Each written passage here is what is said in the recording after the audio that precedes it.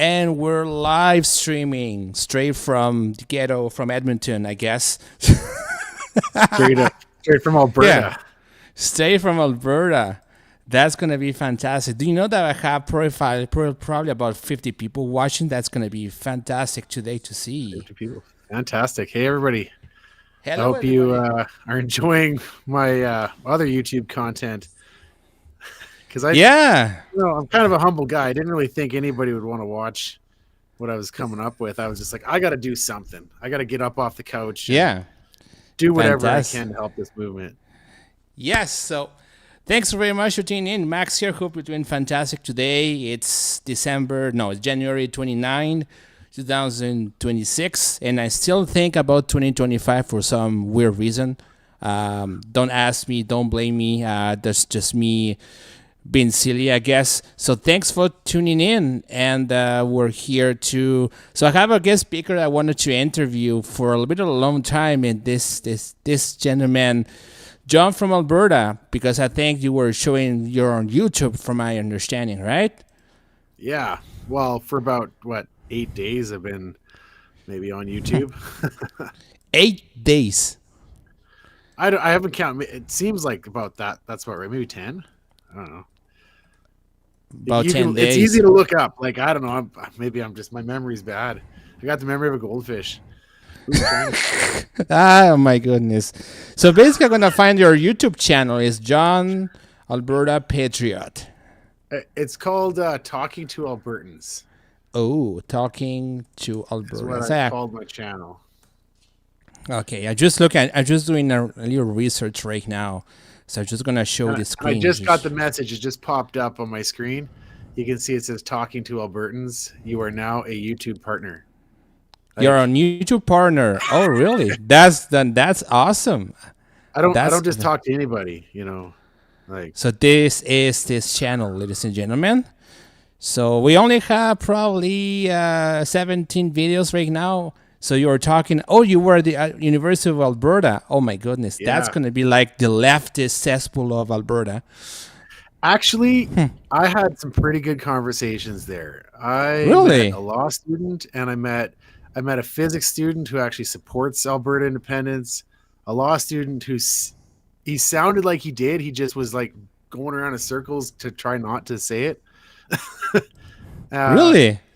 Yeah, I met a couple of people there who were against it. I met a teacher who tried to bully me to get me to leave. That was the negative highlight. Oh, okay. And actually, I'm getting some flack for that because when the teacher was coming up to me, like, you think about it, I got a camera like this, right? And then I'm walking with the flag, and I'm just talking to whoever. She walks up to me, starts talking to me, and then she asks me, like, "Are you a student here?" And she's like getting a little bit passive aggressive, and then I'm like, you know what, this conversation's not going anywhere. I'm just going to leave. And then she kind of shuffled in front of me. And I'm like, look, she's like, you don't have my consent to film me. I'm like, okay, fine. I'll blur your face. And I said that in front of the camera. Oh, nice. I was saying it just to get away from her. Yeah. Oh, that's good. But I didn't blur her face. So I'm actually getting a lot of flack. People are like, you should have blurred it. You said you would.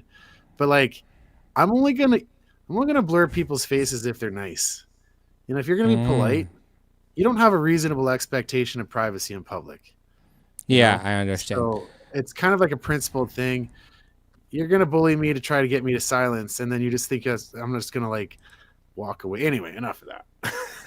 That's good. So tell me how you've been doing this for not a long time, and you just got like 1.76K subscribers, which is fantastic. The last time I checked, you only were at 300, so you're actually going up and up on the ladders, which is awesome. And and by the way, Freedom Canada is about to get almost 3,000 subscribers now, which is fantastic. It took a while to get there, but I was there. Well, I posted I kind of cross-pollinated. I was like, send some subscribers that way. Yeah, vice versa. So we have this conversation over the phone yesterday, which is a very long conversation. And you were talking about the motives behind what you're doing, what kind of push you to what you're doing. And basically, perhaps a future, or perhaps you were talking also about the the steps between after the referendum passes or fails, well, going to pass anyways, and other things of that nature. So just tell me, just in roughly speaking, what actually motivating to doing something like this, what you're doing right now? What is actually your intention, or what's your goal? Well, thanks for saying that. So I don't have like a written goal. I was laying on the couch, mindlessly flipping through, right? Just like this. This is my phone, by the way. I was mindlessly flipping through YouTube, and I was watching content like yours. There's about 20 good YouTubers right now that seem to be talking about this. And I was like, you know what? If I believe in this, I got to get up and do something. And I have a GoPro. I've had this GoPro. It's a GoPro 11, so I've had it for a few years. And I have actually all the microphone equipment because I just had it all set up. Like I'm ready to do this. I tried doing other things before, but okay, I'm gonna get up and I'm gonna go talk to people. And I decided another thing is like we need to take the moral high ground on this. Because if we let that go, then we're just like the opponents actually. And I'm starting to notice that going out in public and talking to people is the opponents are vitriolic and spiteful and just hateful, like just nasty people. I'm like, where are the Canadians? I thought we were stereotypically polite. But yeah, so I'm kind of learning as I go. And honestly, I just want to ask people to forgive me because there's a couple cringe moments when I'm like not on my game. You keep in mind, I'm looking for my security and I'm trying to say smart stuff at the same time. It's not like a podcast where I have the notes in front of me. And so sometimes there's like, just say the thing that they want to hear. But no, I wanted to do something, and I hope to inspire as many other people as we can, because like everybody needs to be part of this.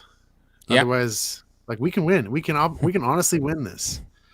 But it's going to be everybody gets involved and everybody gets motivated. No more laying on the couch and just like being passive and you fire off a couple comments on X or something. It's like now I've done something. It's like we need to show ourselves for our numbers, and there's a lot of people in the middle right now who are afraid to say anything, and especially now that the opponents are ramping up their attacks, they're getting really nasty. Man, like my X, I don't know if you look at X, but I got 3,000 on there now, and I just posted a couple things. Yeah, just overnight, and it's like one post got like 80,000 views, and just the comments are just vitriol, but oh yeah,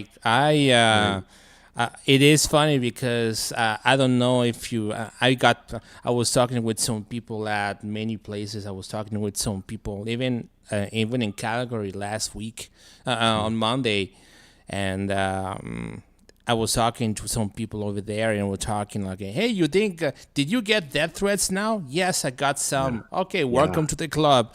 Unfortunately, that's what we're up against. The other side is very violent, but I think they're acting on ignorance. Can I say something to that now?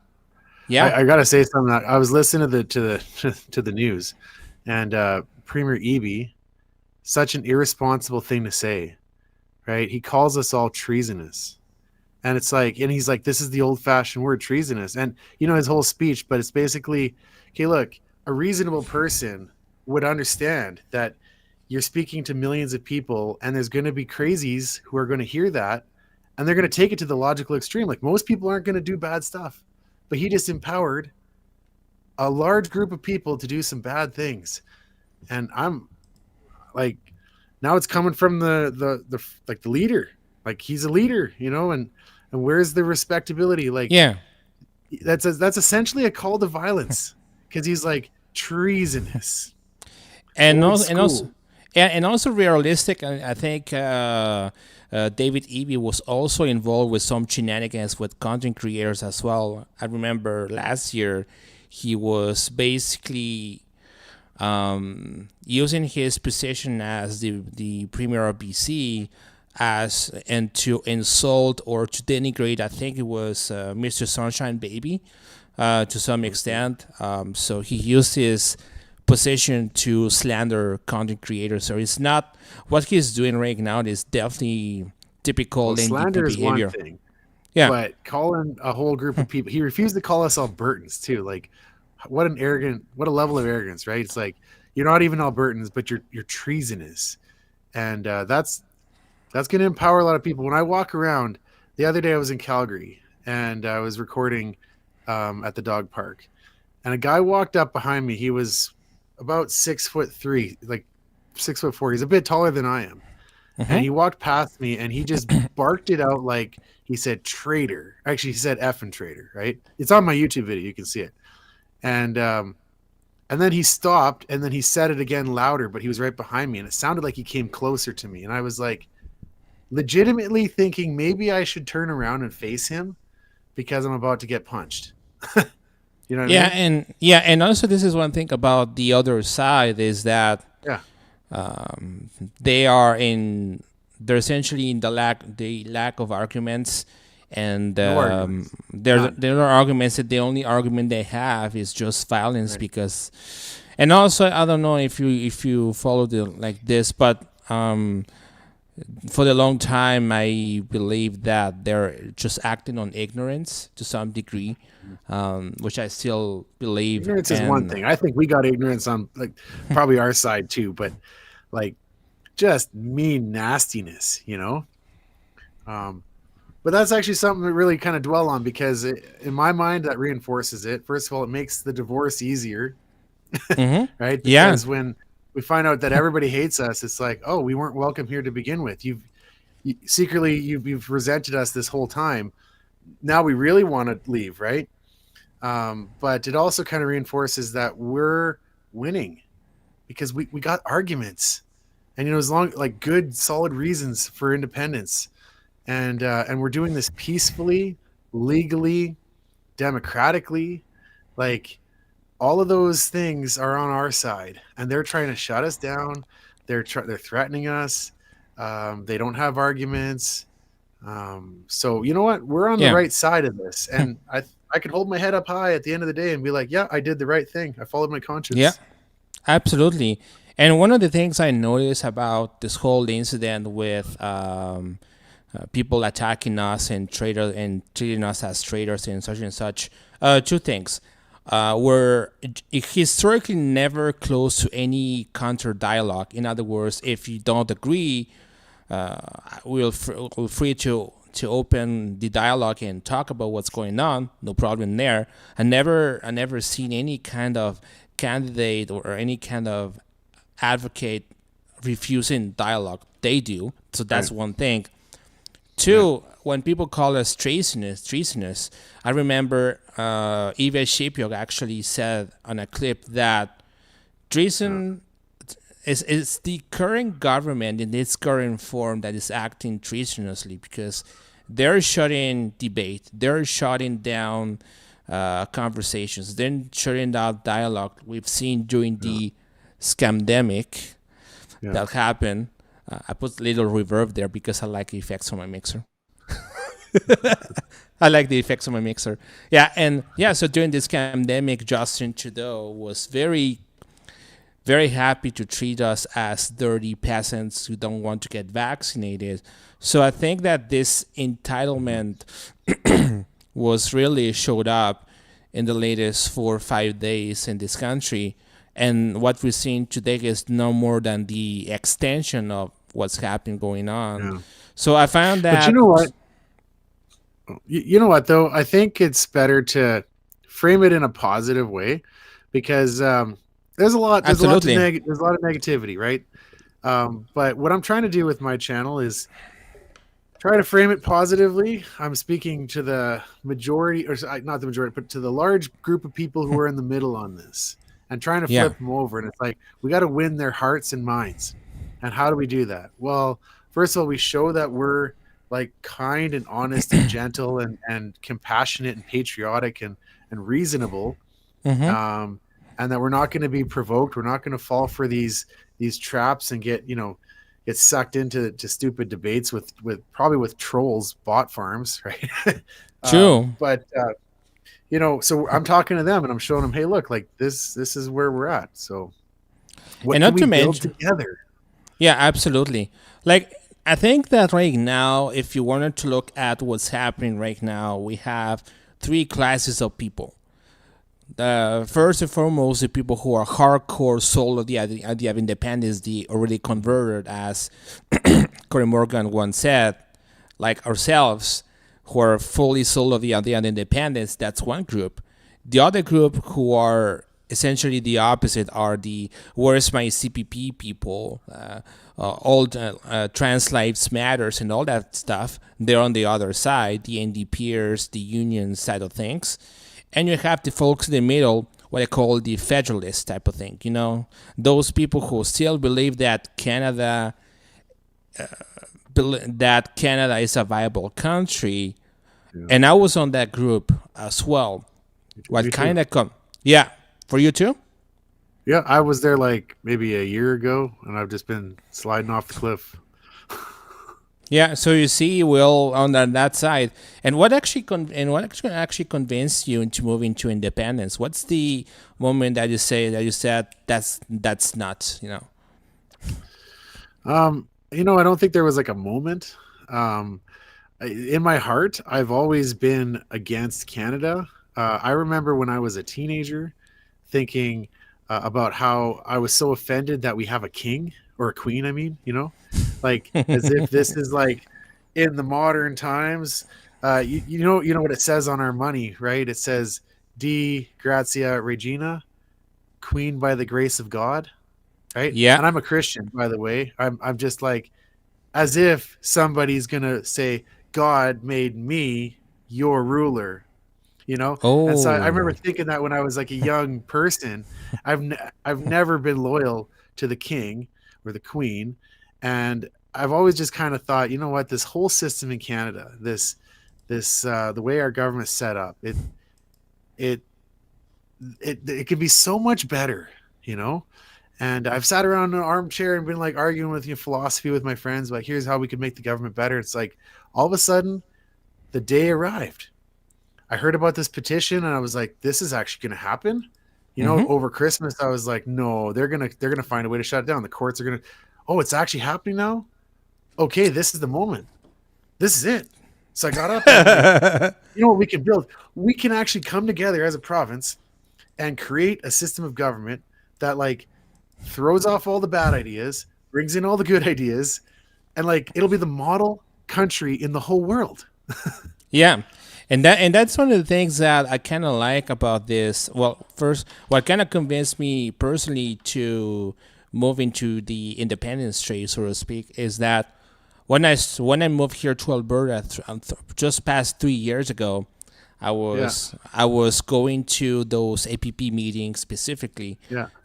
Back in the days, like 3 years ago, and as they have more speakers going on, the guy who actually kind of helped me understand what was actually going on was Michael Wagner. He explained, and go watch if you want to, but essentially he was talking about the NEP program and how the West was undermined by the East, specifically how it was being done from a historical point. So that is what kind of pushed me, or at least convinced me, what was actually going on. And all across the years, I met people who are in favor of independence, whose parents are deeply affected or were deeply affected by those policies. People who work in the oil and gas sector and such and such. And those people basically explained to me what they've been going through, what they've been through throughout those years, and how that situation affected them in all different levels, say spiritually, financially, psychologically. And since that day, they said, no, it's time to leave. And now those people, they have children on their own. And that's what kind of convinced me to be warm on independence. And when I moved here, I wasn't even, I was like, independence is such a fringe subject, but now it's not. And what you mentioned as well is that now we can create a new country from scratch, from scratch. Yeah, like this is an exciting moment in history. Most people never get to experience this. They're just born in a time and place where things have already been decided and the rules are already in place and you just follow them and you can't change them. But we're actually in a moment now where we could come together, have a constitutional conference that anybody in Alberta could come to, and we can argue about all of our ideas and then start to vote our democratically process, right? And write a constitution that could be the envy of the whole world, a model that other countries could follow Mm-hmm. as well. And so somebody asked me like, "What's your best argument for why Alberta should leave?" And I didn't get to finish it on my video, but it's basically Canada is too big to be effectively governed. We have too many different Mm. cultural and economic regions where people are just too different. Like there's no law you could make that would make Alberta and Quebec happy at the same time. But that's just a big example, right? It's actually even more micro than that. There's no law that would make BC in the north happy with Vancouver, right? Mm-hmm. We're too Yeah. disparate, you know. Is And this then so what you refer to is like this top down yeah, way, centralized way of doing things. it can't And work. Yeah, like are you familiar with the history of Gran Colombia in South America? not Like really. Chile wasn't part of it. So Gran Colombia was Simon Bolivar. He conquered after the Spanish were kicked out of there. He kicked them out. Venezuela, Colombia, modern Colombia, Panama, Ecuador, and Peru. And it was all one big country. And it lasted Oh. like, I don't know, 20, 30 years. Yeah. And then I don't know how long it lasted. Not maybe like 5 years. It was a really short run. But the thing is, the people in Peru are completely different than the people in Venezuela, completely different than the people in modern day Panama. And they have Mm-hmm. different ideas and different needs and different priorities. And yeah, they speak the same language, but they're actually happier and better off as separate countries. And you know, that's what Canada is kind of like. We're like this big grand conglomerate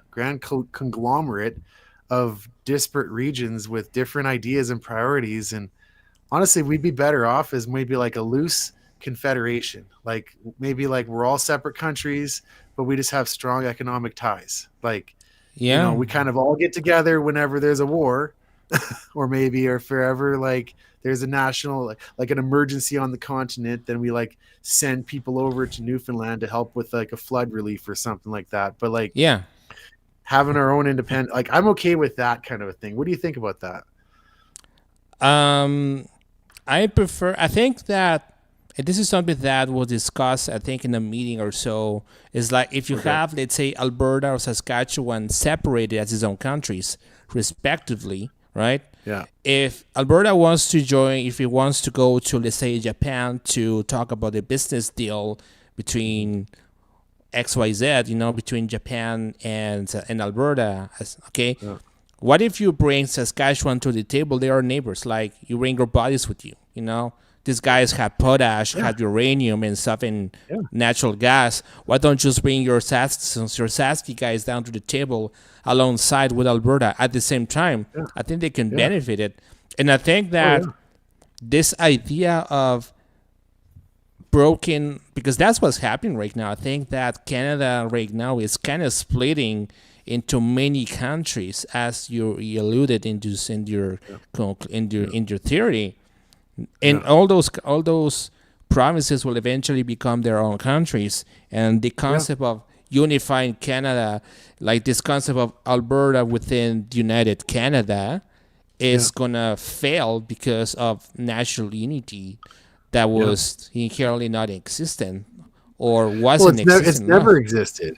Like you got to understand, like Canada never really had unity. It was forced on us. We went from a colony, and Quebec was like pretty much conquered by the British, right? The Plains of Abraham, I think the in Montreal, right? I forget my Canadian history exactly, but they brought them in forcibly, and then just it was like expansion just for the sake of expanding the empire. And Mm-hmm. some places got to vote their way in, but Alberta never got to vote our way in. Neither did Saskatchewan. We were Do you told know? to join. Oh, it's Tell me. even better. It's even better than this. Actually, watch the videos from Cathy Flat. By the way, Cathy Flat, I will not be live streaming from Leduc next Monday. Okay. Jason Levine will be there. I got confirmation with them, so I will be live streaming from there in Leduc. Um, Cathy Flat would be there as well as I think the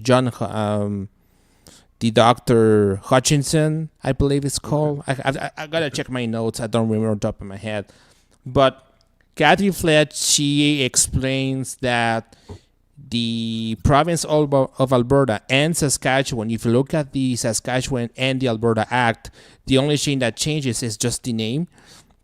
Yeah. And what it does and what happened prior to 1905 was that the people who were in this area wanted to form a province of Buffalo, Yeah. which will alleviate some of the constraints that it will basically operate within like its own province, like what you mentioned, like with Peru, Venezuela, Colombia, and all those countries, they will operate under the same way.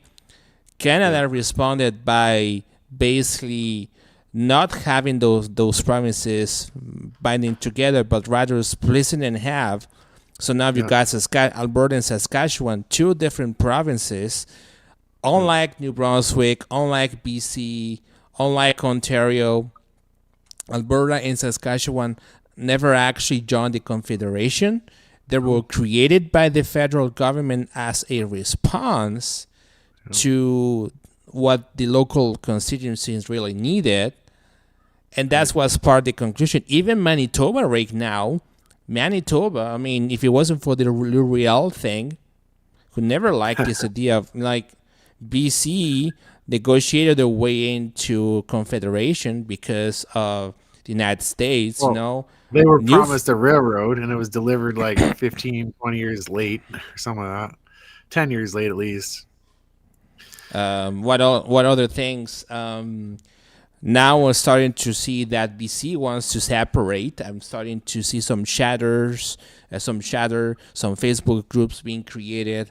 Newfoundland wants to separate as well. So what's going to be left from Canada is just like Ontario and maybe Quebec. Let's say maybe because I don't think No, they no, have no. the. I don't think they Quebec have is the. going to be like Quebec is already out the door. And here's the thing: like they're going to have another referendum. They're leading in the polls. They're up. The Parti Québécois are leading in the polls, and the Bloc Québécois and those guys. And if there was an election today, they'd win. And they're like avowed separatists. So, like, I think it's actually better for Alberta to leave first because Yeah. we're the first ones out, and then we get the least amount of problems. But I'd be happy if Quebec left first too, because then it's like a quick succession. Look, one province is gone, the whole thing's over, and I think everybody knows this. And here's the argument that I hear from the opposition: it's not principled based. It's not saying, "Hey, we'd be better off on our own," or we wouldn't be. Maybe they're saying something like that, right? But it's like they're afraid of the uncertainty. That seems to be where people in the middle are mostly going to be swayed by. I think is like, how can we assuage that? You know, on a matter of principle, even people who disagree with it, I had some good conversations about this on my channel already. They disagree, but they're like, yeah, I think we're better together, but you're right about all these issues. Here's 5 things you're right about, but I'm still not going to agree with it. And that's just them holding out because this is such a big change. They don't want to. It's hard to change your mind on things. It's really hard. It hurts. It hurts to change your mind. And you notice that the people who are in favor of the people who are against independence, so to speak, are, sorry to say, old people because they worry about their security, about their Some of them. money, Some about of them. their some of them, but maybe I may be over underestimating. But what is and also another thing I wanted to ask, because you talk to people actually. What is the counter argument that you hear from the ground against independence? So I've kind of distilled that down to 3 main arguments. the first argument, and I talked about this a lot on my channel actually, but the first argument I think is, I just got to be intellectually honest here. It is the best argument, and I want to frame it the best possible way. It's basically, there's going to be an economic shock, right? If we have a referendum, and we even just having it is going to create a lot of uncertainty in this country, even just having it. But then if we get a majority, or even if we get close, there's going to be a lot of economic uncertainty. You know, the Canadian dollar, if we declare independence, that's going to go down. People are going to lose a lot of money. And so if you don't diversify now, you're like, diversify out of the Canadian economy, buy gold, buy US denominated stocks and bonds and assets, you're going to take a hit. And so I think people say that, and I think that's probably I can't argue against that. The second argument I hear is, our problems are fixable. You know, we're not past the point of no return yet. And so people are like, let's just all unify behind Pierre Poilievre. He'll get a majority, and then he'll give us back our guns, and he'll, cut all the woke stuff out, and he'll lower taxes. And it's like, yeah, no, he couldn't do even one of those things. Mm-hmm. He would have a short run. People would cross the floor, and then it'd flip back. We'd have another election in a year or two. Like, Pierre Poilievre can't win it. But anyway, I mean, maybe we could reform the Senate. Maybe we could reform the Constitution, open it up. People say that. I think that's really unlikely. And then the third argument is actually just like nostalgia. It's like, Canada's big, and because we're big, that's a good thing. And so bigger is better, and we should just stay together because we're big, and being big is good. It's basically... Mm-hmm. Yeah, exactly. So those are the three arguments. There's probably a few others, but I think they all kind of fit in there somehow. So yeah, we got to address those issues, because the people in the middle are thinking about those issues, I think. Yeah, being Canada, when my parents moved here in Canada 25 years ago, the common knowledge was that Canada was this super developed country next to the United States, and Canada has its reputation for being, open and being transparent and being, all those things. We were like that the polite version of the Americans, right? That was our correct stereotype. We were polite Americans. We were just as rich, just as successful, but we were polite. Yeah, and have maple syrup and have more snow in the winter. That's what it is. So let me ask you a question, because this one's been boiling in my mind. And because you said you immigrated to Canada, is that correct? Yes. Well, my parents did. I was very young when that happened. Okay. So what does it mean to be Canadian?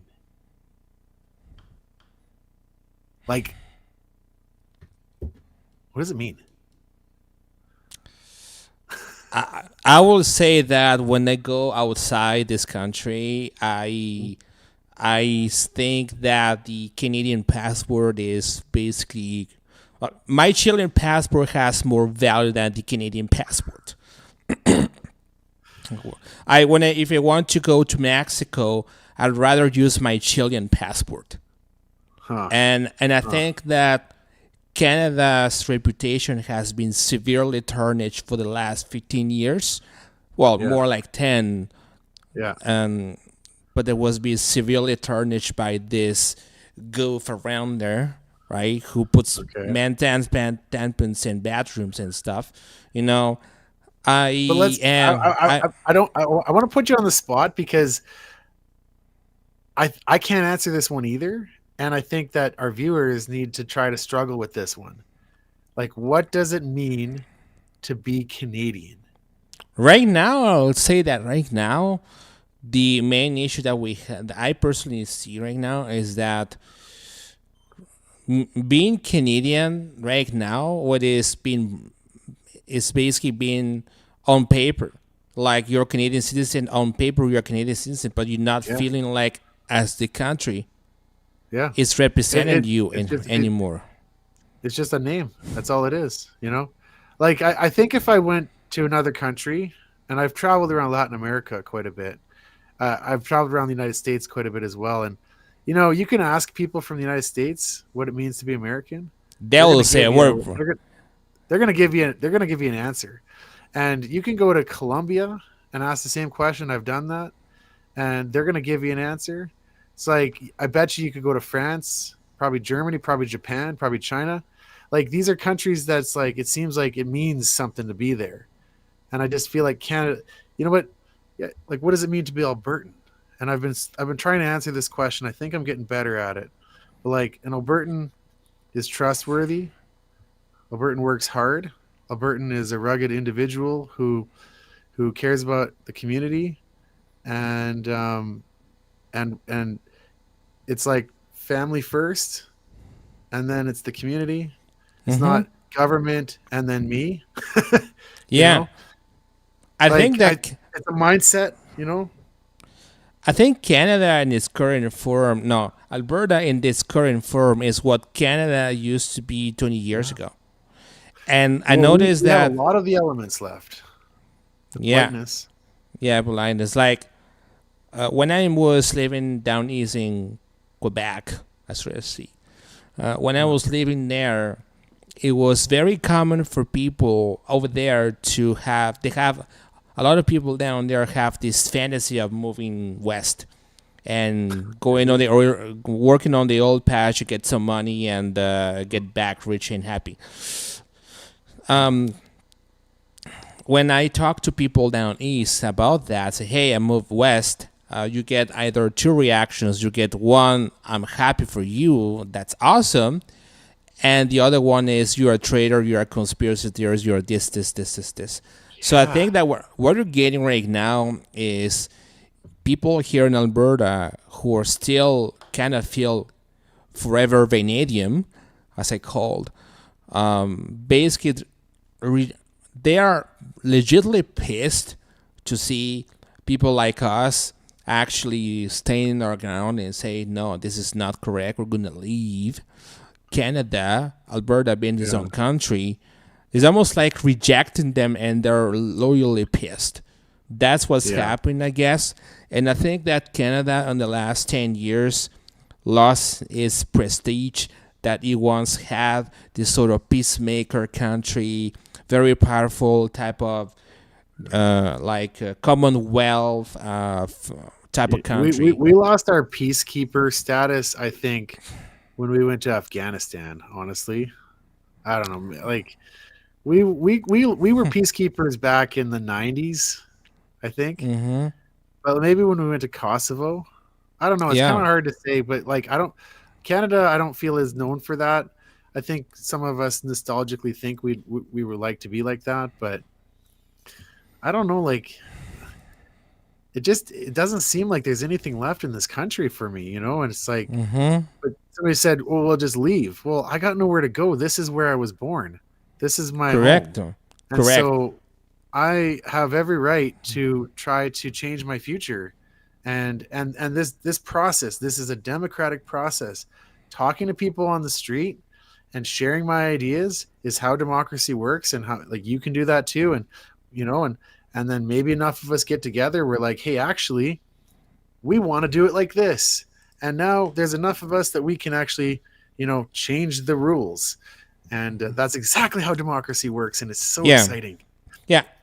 Just give an example on that. I interviewed Dennis Kalma. Okay. Yeah. Dennis Kalma, I heard that he's one. yeah. So Dennis Kalma is the guy, and he watches. I say hi. He is one of Yeah. the co-authors of the document "The Value of Freedom." Mhm. And what he was Yeah. talking, at some point, I was talking about immigration because that kind of affects me directly in a sense. And I was talking about immigration. What they wanted to do, what the APP folks wanted to do, is to bring through that document, is to bring the old score system that was implemented by the Canadian government, because Yeah. the the Canadian immigration system was basically the gold standard in immigration, that it was sustainable, that was done properly, that was vetted, it was done correctly, Yeah. with the demands of the country. Now is a complete mess. And even for him to outline things that were done in Canada 25 years ago, The other side, which is the leftists and all those guys, are seeing that as an outrage, as being racist, as being xenophobic, as being this and this and this. Those things were done 25 years ago in this country. Yeah. So Yeah. there's a lot And of you know what? inconsistencies. It's funny you say that, actually, because on one of my videos, I was talking to a security guard. It was one where I'm on Stephen F. Anybody can go watch this. I talked to him for like 8 or 9 minutes. And he told me he was born in Canada. So, but he's a second generation immigrant. He's not white. Okay. And he told me his opinion on it. He's like, I'm not quoting him exactly, but he said, when you come to Alberta, you need to be Albertan. And he says, I tell people to do that. He says, I tell immigrants to do that. And I'm like, you're more Albertan than like, this is a totally reasonable thing though. You know, I've spent a lot of time traveling in other countries. And if I went to, say, Colombia, and I said, hey, be Canadian, you know, speak my language and take over, and they would tell me to get lost.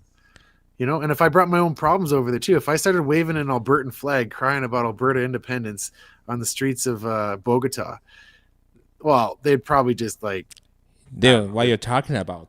what the hell is your problem? But if a whole bunch of us started doing that, it's like, no, get out of here. You know? Mm-hmm. Yeah, and this is And the every other this country is in the world's like that. and this is the thing about immigration is that you come here like, why you move here to Alberta? Why exactly you moving to Alberta specifically? Are you moving because it's cheaper, or in my case, it was more like uh, it's not because it was cheaper or anything of that nature. Exactly, Yeah. in fact, it was more expensive than Quebec on its own. But it's more like if I want to have a family and raise a kid, and if I want to raise a family and have some kids along the way, it will be under a more conservative mindset instead of a woke communist mindset that's gonna tell my kids that they can change genders and become cats even though they're not. It's like, this is another thing that makes me excited about this movement. And I think we just need to all be honest about it. Like, we're so fatigued with this woke movement. Just Mm-hmm. it seems like we give a little bit just to be tolerant, and then they take another more. They take more and more and more, and they like literally never stops. And like, now they want to chop the genitals off of small children. That's legal all across Canada except for Alberta. I don't think it's legal here. I think Danielle Smith changed that. It's like, It had the individual who wants to undergo uh, s- s- um, those surgeries has to be at least 16 years old. No, yeah, no, for the hormones, I think on top of my head, I just don't remember. I think it's 16 and over if you want to do the therapy stuff.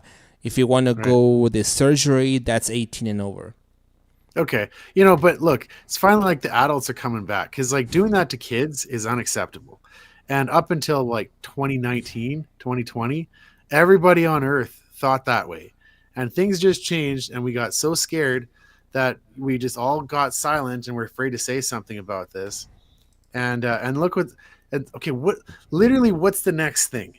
If you chop the genitals off of small kids, where do you go from that? Like, I can't even imagine, but I'm sure there's another thing that's going to happen. And it's like, this is our only chance. We can save a little piece of this. We can bring some sanity back. We can say, no, look, you can live your life, be private, but you're not doing this to kids.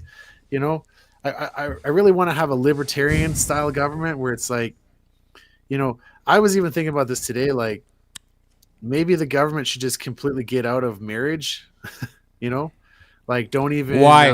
Why is that the why? government is giving marriage licenses? Yeah. If you want to get married in a church, they should be able to say yes or no based off of their beliefs. And the government should just be like, whatever, there's no tax benefit, there's no status, it doesn't matter. But you can be common law. And okay, fine. Common law is the government, but then that's just for like alimony. You don't get special tax benefits. But, you know, we came up with that after World War II is when they wanted to like have more babies, is when they started really pushing all that. But Oh yeah, absolutely. I don't know. No, I mean, like, that's just a thought, but we can. It's like, we can bring sanity back. And I'm just so despairing, you know. And now that EB is going to call me a traitor, and people are going to be like, harassing me because I publish videos, I'm all in. I can't get all in anymore. So I'm just going to be completely honest about all this. And I hope to inspire other people, because if I go all in on this, well, if a million other Albertans go all in on this, we win. Absolutely. And I know there's a million Albertans that agree with everything I just said.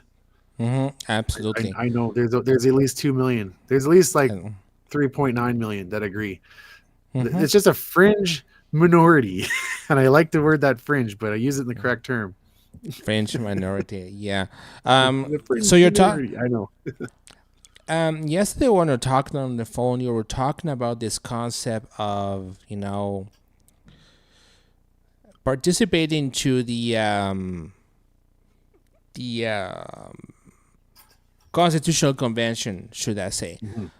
What do you think is going to happen, or what is some approaches that you might... So if you were to be there, like in this constitutional referendum, one of the things I would like to see or change or be... Well, I was listening to, I think it's John Bolton's podcast this morning, and he's like, we need to start getting a leadership process going so we have somebody to represent us. And I thought that was kind of a good idea. But yeah, when we have now again, I'm not a leader of this movement, so who am I to say stuff? But I envision, I hope that we have a conference that's basically like, okay, guys, we're going to be meeting. Anybody Albertan can show up in person, and we're going to allow everybody to submit ideas, and then we're going to start voting on them in person in the room. And then we're maybe going to hash out like a temporary constitution so that we can have a transitional government. And then we're going to spend like 3 years after that doing the same process again and again and again and again and again. It'll be a lot of work. And then finally we'll hash out a constitution that, we can all agree on. And, if my voice can carry a little bit of weight during this process, I'm really persuaded by, who was it? Party? He said Bruce Party. He said, right now our government has infinite power except blah, blah, blah. And that's how our constitution is written. And then he's like, we could have it the other way. Our government has zero power. Like in the States? Well, no, the States isn't like that. The States has infinite power, and except here's a list of things. And I mean, like, if I was going to write the Constitution, I'd be the first line, the government has zero power except, and then it would be like, it'd be a long ass Constitution, because you'd have to go into like minutia to lay out exactly the situation. And then the example I gave you was like, except to make driver's licenses for the explicit purpose of insurance, so that drivers can be held accountable when they cause car accidents. Like, you know what I mean? Yeah. And so now the government has power to give driver's licenses, but they don't have the power to use that driver's license to force you to identify yourself if you have a vaccine. They can never do that, Yeah, absolutely. So, and what I kind of like about this whole process, about this whole independence stuff going on right now, is like, look, I'm 35, so I grew up with the age of internet, at the beginning of the age of internet. And one of the things I found surprisingly interesting is that if you look at the United States, if you look at Canada, if you look at how countries were formed, they were formed by essentially mail and paper, like actual signatures and being sent. Right now, with social media, with the internet, I think Alberta will be the first country to be ever created by social media, to be ever created by people, to be ever created by the internet as a thing. And that is actually terrifying the handlers in this country, because they wouldn't expect that to happen. Like all that truth about the NEP, about how Alberta and Saskatchewan were created, is all coming down to the light. And there's no way to stop the flow of information. Now that's why the Marxist Carney government, I call Mao Carney, is actually pushing the idea of C8, C11. C8's gonna cut my internet access because I dare to share the truth. Yeah. C9, they can arrest street preachers who are essentially on the camera because they're citing a I'm verse of getting the arrested Bible. for what I said earlier. I'm getting arrested for my belief about not chopping the genitals off of kids. That's hate speech. Mm-hmm. Like we're we're so close to being done. You know, people are already self-censoring. Canada doesn't have free speech. We don't. We have approved topics that we can talk about, and then we have distractions. You know, like obviously to keep us the Oilers. Well, yeah, the sports games, right? But we're like you see in the UK right now, they're arresting people for things that they say on social media, and that's just accepted. Like that's what they're doing there, right? Yeah. My dog is here, right? And Don't worry about the dog. Where is the dog? At some point, I was interviewing a guy and has his cat showing in front of the camera. It's like, let it go. Don't care. Yeah, I mean it happens. Yeah. I got Ricky. He's my Cocker Spaniel. But this is our chance to save Canada, and it's not save Canada, but to save what's left, a little piece of it. And I see the Alberta Patriot movement as actually Canadians who wanted in. We wanted in for 100 years. And we've been fighting to get in. It's always been about let's get into this. Let's be part of this. With equals at the table. Let's, be part of the decision-making process. We're big boys now. Come on, no. Do what you're told. Sit in your corner, eat your broccoli. and now it's like, no, you know what? Actually, when a democracy matures like this, we are able to have a conversation about independence. And this is going to be a real test of Canada, because if they shut us down, if they try to, fearmonger and shut us down, or even worse, like pass laws to prevent this from even being discussed, that's a signal to all people that democracy has failed. Because in a democracy, you don't get dictated what you're supposed to vote on. Like, the leader doesn't say you can vote on this and that, but you can't vote on this. You see what I mean? Yeah. And you can talk about this and that, but you can't talk about this. If Canada is actually a safe democracy, a stable, unified country, then we're going to lose this independent referendum. And at the end of the day, we're going to realize there was actually only a couple hundred people voting for it. And then we're going to all just be like, all right, okay, let's go back to work and continue paying taxes to the other parts of the province, the other country. And not only that, the Canadian government is really going to step on your shoes, and they are going to, if Alberta doesn't separate, the message that will be sent to Ottawa is that, we can stand on, it's like, those Albertans, they don't stand by themselves. We're going to, now we have to go ahead and really step ahead and do the nasty things that they're planning to do. Actually, which is sad. What you just said there is so true. We've actually crossed the Rubicon. If you get the analogy there, it's like Caesar crossing the Rubicon. There's no going back, because we win this independence referendum, we become our own country. Yep. We don't win. If we don't win this, then probably the UCP are going to fall. There's probably going to be they're already being perceived. The attack that the NDP is gaining on them is that they're the separatist party, because like Danielle Smith is helping us. She changed the law on principle, and she's being accused of being a part of the independence movement, even though she's not. She doesn't say anything, right? But she's going to be pegged that way, and the UCP are going to fall. The NDP are going to win. We're probably going to have like a Republican Party come up the middle, take 10% of the Conservatives off. 10% are going to go to the NDP just because they want to be Forever Canada. Lukaszik's probably going to lead them in there. Fabio. And we're done. We're done. We're going to be an NDP province. We either win this or we're like completely done. and That's gonna be a very and that's one of the that is one of the things that I hear on the ground is that what if Alberta becomes a country? I don't want this country to be an NDP asshole, right? Want this thing to be conservative. That's what I'm aiming for. That's well, what they tell me. if we become a country, we'll get a conservative government, and it'll be a majority. But if we don't unify around this, like if yeah, another thing I was thinking about, I wanted to run this by you. I struggle with this issue of clear majority, like the terminology clear majority, and I was thinking about it today. The problem isn't with the word majority, right? The operational word in that phrase is actually the Yes. word clear. Okay. Because like clear doesn't, like, majority is a legal thing. It's like 50% plus one. And there is precedent for that because prime ministers have fallen and because of 1%. Like, so 50% plus one is absolutely precedent for a referendum like this. But the word clear is the operational word.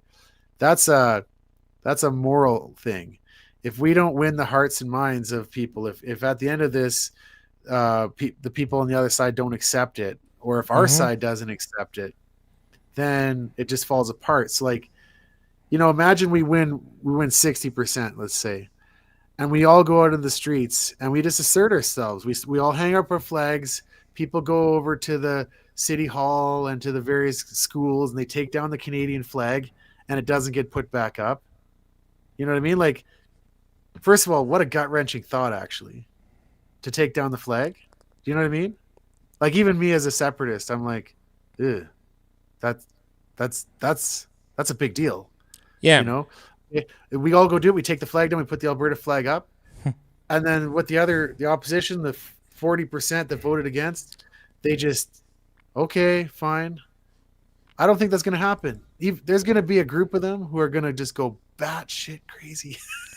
Actually, I can talk from my own experience because in where I came from in Chile, if you look at the history of Chile, you talk about South American here. They just recently elected a conservative government, like a Christian Yeah. type of conservative government, and they Wow. elected, and their counterpart was a literal communist. Like the lady who was running against them was a former member of the Communist Party of Chile.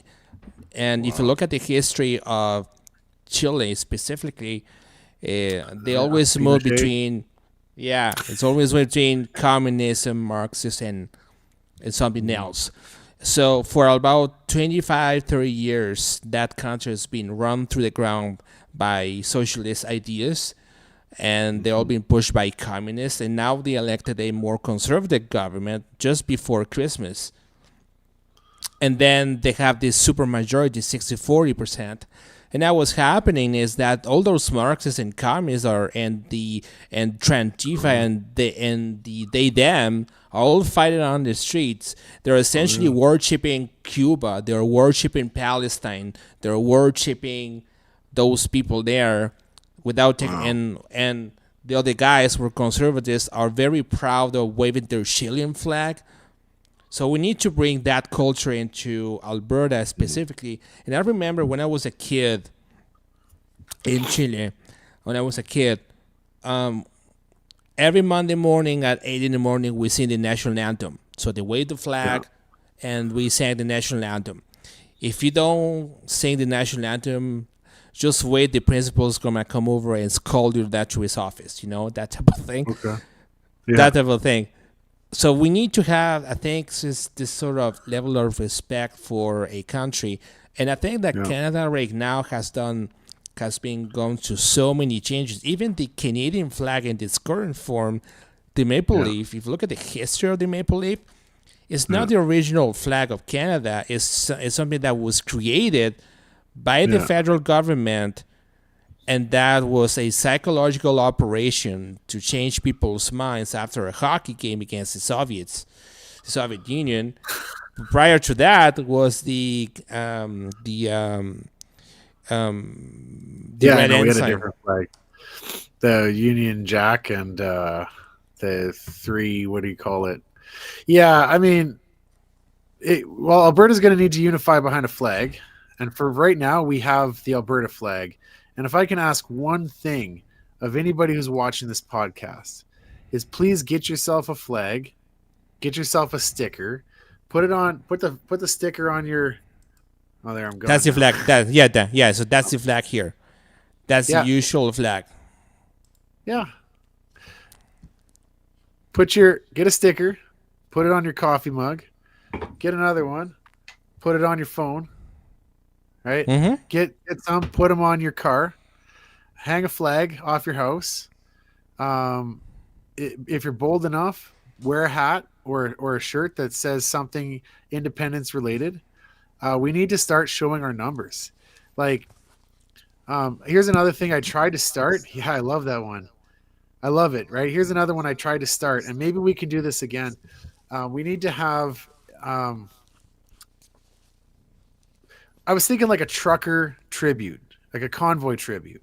Okay, is what I would kind of call it, or maybe like an hour of freedom or something like that. Every Saturday, wherever you are, at 3 o'clock, take your flag and walk around your neighborhood with it, or go to a public park and walk around with it, or put it on your car and drive around with it for like half an hour, 45 minutes. And if you're with a group of friends, 3 or 4 of you, group up. And you know what? If we all started doing that, if all the patriots in Alberta started, it's like 3 o'clock every Saturday, it would catch on. We would just see it everywhere. It's not an organized thing. It'd feel like the group was way bigger than it actually is, but Mm-hmm. that would send a psychological message to people like, we're here, we're proud, we're not going to hide our faces, we got our shoulders up high, and we're unified, because we need Mm-hmm. to be a unified country. If we're going to act as a unified country or be one, we have to start acting as it. And it's like we did it with the trucker convoy, except with the Canadian flag. And we felt so patriotic during that moment. Now is our chance to do it again with the Alberta flag. And don't you And realize that the same people that were essentially like I was at the convoy, I was a volunteer in Ottawa, by the way. And the ambience, the mood in the area was like very patriotic. Everybody was waving the Canadian flags, and yeah, all of a sudden you have those male Karens actually blaming us for making noise and feeding the homeless and keep the trash out because we're so clean and organized and such and such. And they were like, "You're making noise! You're making noise!" You know, those male Karens with no testosterone whatsoever. actually, you asked me a question earlier that I just thought of the answer now. You asked me when I thought Canada like ended and when I completely changed my mind. There's a very symbolic moment during the trucker convoy when the police are breaking them up and they're right in front of Parliament, and they're riding their horses into the crowd, and there's an Indigenous elderly woman who falls down on the Yeah. ground, and the police walk their horse right over top of her. And it's like all over. You can look it up on the internet. And to me, that's the symbol of when Canada died. When the RCMP trampled an Indigenous woman on Parliament Hill waving the Canadian flag. And there's no more moral authority, right? No more legitimacy in my mind. This government has no credibility. They have the power because we're not willing to take the power ourselves. But this is what I mean by clarity. Like a clear majority is when psychologically enough people say, "Hey, we're the majority. We're doing this." We're not. So maybe we get 50% plus one, and then we all stop paying our taxes. You know, right? Hey, or like where we declare independence, and then they say no, poo poo on you, and then we just start doing things differently. We take down the flags, and they put them back up. We take them down. We put them A- back up. We take them down. I don't And know, is that but only if and we get a majority. I don't know. and Maybe I'm a bit of a radical. What do you think? Am I crazy? no, I think it's kind Worked of up? reasonable. Well, actually, it's even better than this. That's the reason why uh, the number of 177,000 votes on the petitions is just a slew. It's just nothing. This petition has to have at least 1.5 million votes, at least. Yeah, we need at least 1.5 million. I Yeah, agree. at least 1 million. I think if it were to be realistic, I don't.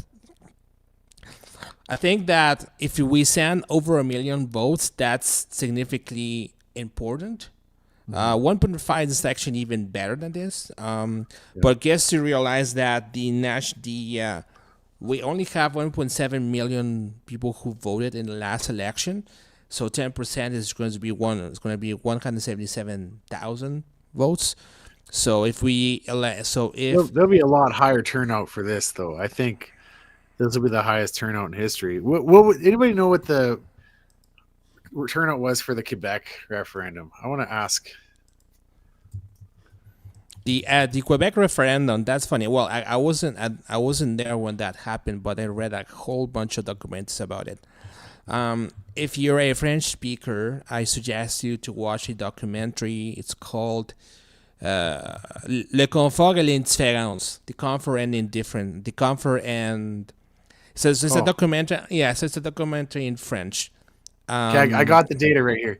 1995 had 93.52% turnout, and 1980 had 85.61% turnout. So if we have 3 million eligible voters in Alberta, we're going to have 2.5 million, 2.8 are going to show up and vote, which means we need, because much more than 1 million is close. We need 1.8 million. And you think about that doesn't seem that big. Like, I don't know. I just want to say. You can actually share the screen. I don't know if you can on your side. No, I have two computers here. How many people live in rural Alberta? I want to ask ChatGPT. ChatGPT. ChatGPT says there's 752,000. So, okay. Well, if every rural person votes, and then if Red Deer votes, and if 20% of Edmonton votes, 20% of Calgary votes, Lethbridge, Grand Prairie, Fort Mac, that's probably your 1.8 million. Yeah, exactly. Exactly. So the rural areas is not an issue. The big cities like Edmonton and Calgary, specifically Edmonton, that's going to be the challenge. I think that the vote will be most likely spun in areas like St. Albert, Leduc, Nescu. The donut around Edmonton, that's like historically where the conservative vote actually happens. That's going to be the battleground for Edmonton to some extent. Although I've seen the pictures from Edmonton, they were significantly large. I don't know if you've seen the pictures from Rundle Park here in Edmonton. I think Fabio got very upset when she realized that it's not going her way. So I call Lukasic Fabio, and I don't see as a man. Where did that come from? I don't even understand what a lot of people call him that. You're gonna have to ask Corey Morgan, but the way I understood is that there was a TV series which has a guy who happens to play with his hair all the time, and his name was Fabio. Yeah. So I've said already a lot to put my foot in my mouth on this, but I think it's all in principle. I do try to stay out of like just the petty name calling. I get it; it's kind of fun to do that sometimes. Yeah, I try to avoid that myself. So also, people like for me, I'm just honestly thinking like we need to win the people in the middle, and those are people who are probably nostalgic to Canada.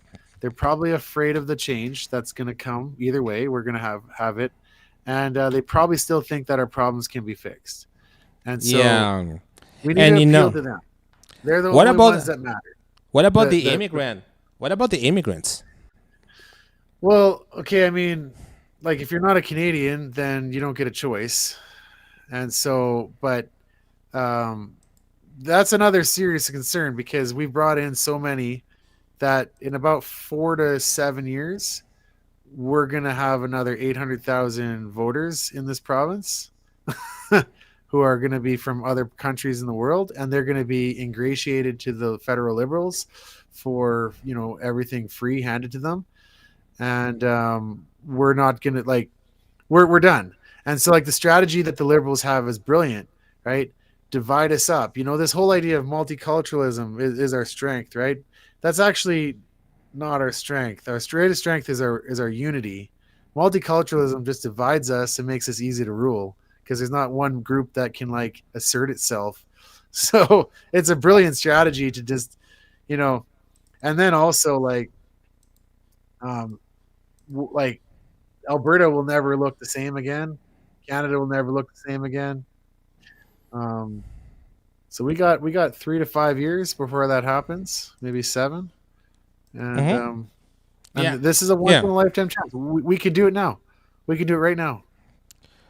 One of the things I kind of like about this whole movement of independence is the idea of, I lose my train of thought here, is that we get to see the level of cooperation between groups. Okay, it's not one guy. There's no leader, but it's all like peer-to-peer type of thing. Everybody's doing their own thing, but has to be coordinated, of course. Unity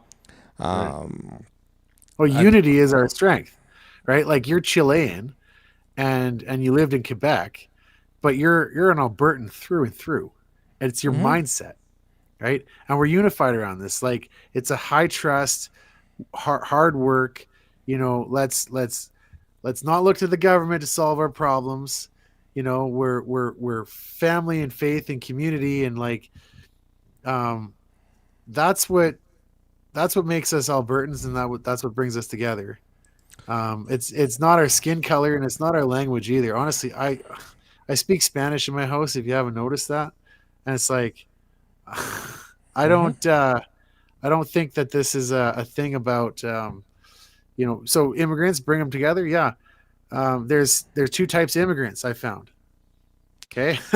There's the ones that came here under the system that we thought, was a good system. They worked hard, they saved their money, they have skills, they brought something here to the country. And then there's the ones that are just getting dumped in here with no skills and no, I get it. Refugees, we want to help some refugees, right? But the open door policy, a lot of the student visas are getting abused. It's just a big scam. They come over here for 2 years on a student visa, and then they claim asylum. Like, okay, those ones are the other group, and they're going to be ingratiated to the Liberals, and we're never going to have a conservative government. And even if we did get a conservative government, they'll be so center left that they'll never change anything. They'll maybe, like, lower the tax rate 1% and then be like, woohoo, we're blue. Yeah, absolutely. One of the things I noticed about Alberta specifically, and this is something that coming from the East, is that Alberta actually looks like the United States. And if you look at the East, for example, you never see shares with advertisement. You never see something like that. And I think that Alberta has this sort of united, like, American, this American, not say lifestyle, but heritage. And if you look at the history of Alberta specifically, and the West particularly Alberta and Saskatchewan, lots of people from, if you go up south, they're all from the United States. They are being told, come here, you have a chunk of land. If you want to do some homesteading, off you go. But also there are other people who came from Europe, came from Ukraine, like lots. That's like in Edmonton. It's like Edmonton. One of the names that Edmonton was given is Edmonton Nuke, because it has such a large Ukrainian population. But they're like 5th, 6th generation Canadians in here who had been here for a long time, So basically they kept their Ukrainian last names, Yeah. But if you Well, look there's at a the yeah. I mean, like, well, look, immigration's a good thing. It needs to be controlled. Like, we can't. We don't need closing the border is not the solution here. No, I don't think anybody serious is talking about that. But we are talking about limiting how many come in. We're actually talking about deporting the people who are illegal. And like the last I checked, there's like 1 million people in Canada who are actually on the deportation list right now. The government just doesn't have the resources or the stomach to go and get them because we see what's happening in the States. But like, okay, you know what? Once we cut off your social funding, you're going to go to Vancouver and live on the streets over there. I mean, if you're here illegally, and that's another thing too. Like, we hear things like when these truck drivers come over here and they don't speak English, and then they get in car accidents and they kill people, and it's like this is happening more and more and more, and like deportation. Okay, we don't want you here. I guess you'll spend 20 years in a Canadian jail and then get deported, for doing that. But look, I think a lot of Canadians want this as well, and they're afraid to say this. But independence, we can control our border. We can say we want people with skills, we want people with money, we want people who are going to contribute something, and you're going to become an Albertan, and True. you're not going to. You're not gonna come here and bring your hate either. That's the other thing. Like these Hamas protesters, Hamas is a terrorist organization. It should be, if you're not a Canadian citizen and you come here with a Hamas flag, immediately you're on a plane the next day. Like that's what I expected when I first saw the first protest. I'm like, oh, those guys are gonna get it. No, now they're just allowed to openly march around. I was in Calgary, waving an Alberta flag. I looked over my shoulder. Here comes the whole crowd of them. They just walked past me. One of the guys like clunked his flag into my flag, like like he's gonna, and we got a chance to save this.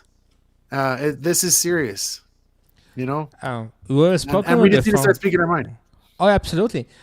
One of the things that you also discover on the phone is the possible outcomes after a referendum, a successful referendum vote. We're talking on the negative, like if the referendum doesn't pass, obviously Ottawa and their elite lunatics are going to step over and do whatever they want. Yeah. But having talked about the positive side of things, what's going to happen if the referendum succeeds? What do you think is going to happen, at least on the ground?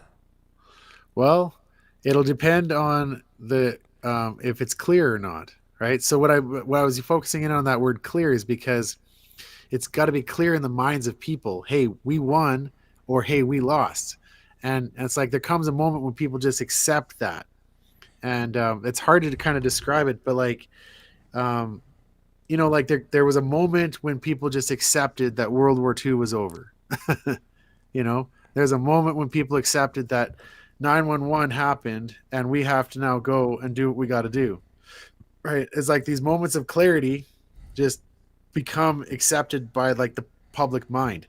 And so if in Alberta, if we get a legal majority, whatever number that is, and then we have clarity in the people's minds where it's like, hey, we won, we're accepting this, and we're taking over, we're asserting ourselves, we all start throwing off the burdens. Like there's going to be a day when we have to throw this whole Canadian thing off. We have to go to every school, take the flags out.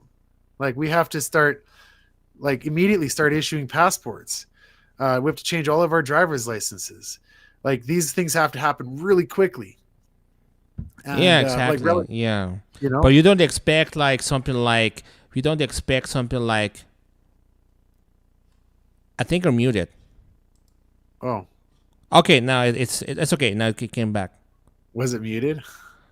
I don't know what happened. Technical issues. Anyways, it's the Matrix. Oh. I would expect we're in the Matrix here. We're being hacked. Yeah, it's like a whole bunch of numbers, like Japanese numbers all over the wall in green. That's fantastic. Yeah. So your rationale is basically more on what's going to happen after the reaction from people will be determined on how big the majority is. If that's a 50-50, There might be some Well, unrest, probably. If yes, it's partially the number, but it's also partially like how does it psychologically affect us? mm-hmm, Because we we need a certain percentage of the people opposed to it to just accept it, right? And right now they're being conditioned to not accept it, right? Because if they're being conditioned that hey, the people who are for independence are actually traitors, and then the moment comes when we win the majority, then we try to assert ourselves. We take down the Canadian flags. We start changing things and setting up a government. We march into the legislature, and we go up on the roof and take off the Canadian flag. You know, mm-hmm. like these kinds of things are going to have to happen, and then Yep. it's like it doesn't get put back up. You know, and then the people who are opposed to it, but they're being conditioned right now that hey, no, that would be like go and surround the legislature as a symbol and fist fight everybody. I hope it's not anything more than a fist fight. You know what I mean? Mm-hmm. And I'm just reading the comments on the chat here, by the way. okay, oh, And it's all no. I'm just reading on the comments. They say they like your videos. They like your videos. That's awesome. They say good content, so they want to congratulate you, which is fantastic, right? thanks. Yeah, I just looking at here. Arain Baker, John's videos are amazing. Yeah, that's good. I have some people saying, "Oh, I have a super chat here." I'm gonna come back to the super chat. He says, $10 super chat. Call us traitors, call us whatever you want, but I personally still voted for separation from Canada and all those. And he was kind of vulgar a little bit. I was not going to say in public, but that's okay. Yeah, treating Well, if other I could ask, people. if I could make an ask, I just monetized like 2 days ago or today. Oh, It'd be nice to get a couple of members. It'd be nice to get a couple. You know, like it costs me money to drive gas, and I'm not in it for a business, but there is expenses, and I'm not affiliated with anybody. And if anybody wanted to help me out, I'd be greatly appreciative of that too. But I'm not good at asking for money, and honestly, like. I was thinking about the long-term future of this because this whole channel is basically independence or yeah, what. Like yeah, I absolutely. don't have a plan for afterwards. It's not like once this topic goes away, I'm gonna just I'll try to transition to something else if I see Oh that it's yeah, worthwhile. But and oh yeah, absolutely. And the thing about content creation is that it's so like when I do a live stream, for example, not this live stream, but when I do a live stream like the ones I'm gonna do, the ones that I've done in Calgary, for instance, I drove yeah, from Edmonton to Calgary back and forth, so that's 6 hours yeah, plus the time that it took to get my live stream, everything, and all my graphics and all that nonsense. Another 1.5 hours. yeah, Plus the tear down and tear like installing my equipment and dealing with the yeah, technical BS going around the way, yeah, and putting everything back in the car. Another 1.5 hours, almost two. So yeah, for a 2 3 hour live stream, it's almost yeah. 10 hours of work. But you know what? I gotta say this. I would crawl over broken glass if it meant we could get independence. I honestly mean that, and I want it so bad that I'm willing to do this, and I'm 100% in on it. My whole reputation is staked on this now. I'm not going back. I'm not going to be afraid to speak anymore. Mm-hmm. And you know, it's nice to get a little bit of money and stuff like that, right? But It's not the um, purpose; it's just the objective. The yeah, I'm putting my own money into it, and I'm kind of volunteering my time, and you know, making these videos. I'll tell you something. The 5 minutes leading up to it, before I press play on that button, I'm actually nervous. I usually try to scout out the area that I'm going to walk first to kind of see are there enough people there, does it look safe, right? And then kind of I Mhm. plan it out on Google Maps, and then I It's just ki- go for it. You And know, how did it felt when I was because you were doing this video, this channel for a while? How did it felt the first time you done a video? well, it's a big bold move because in my mind independence is like the only answer. Like I'm 100% sold. So I'm like expecting everybody else to do it. And I walk around and the people who are against it are not afraid to say it. The people who are for it are afraid to say it. And I get the feeling that we are definitely a majority. But people walk by me, for example, and they like tap me on the shoulder. They say, I support what you're doing, but then they kind of point their head away from the camera and or they honk when they drive by. Like I got 4 honks out of 4 cars and I made a little X post about it. So I really need people to understand. You got to start showing it. I'm doing this. Big blue shirt, big blue flag, beautiful blue. Man, if we had 10,000 people doing that too, That will and even make if you're just your life, recording with your phone, that will be your life easier like, and everybody's life easier, I guess, if everybody yeah, start doing that. And I think that's going to yeah, be the a cultural world to be won, I yeah. guess. So That's how we do this. yeah, We win the hearts absolutely. and minds. It's like you got to start showing it. You can't be afraid, and you got Absolutely. to be bold. Like this is the only chance we got. Um, there was so many comments on my videos. I'm thinking about a guy. He said he's 92. He commented on my channel, and 92. 92, and he's like, I just signed the petition, and I'm thinking, man, like that's got. My dad was like 87 when he passed, and I'm like, my dad. I don't know if I could have got him to get out of bed to go and sign it. If I, Shade. like this man was determined, you know, and I see so much positivity. Now here's another thing: is like the audience on YouTube. I think that they're much more rational. They watch long form videos and they think for themselves.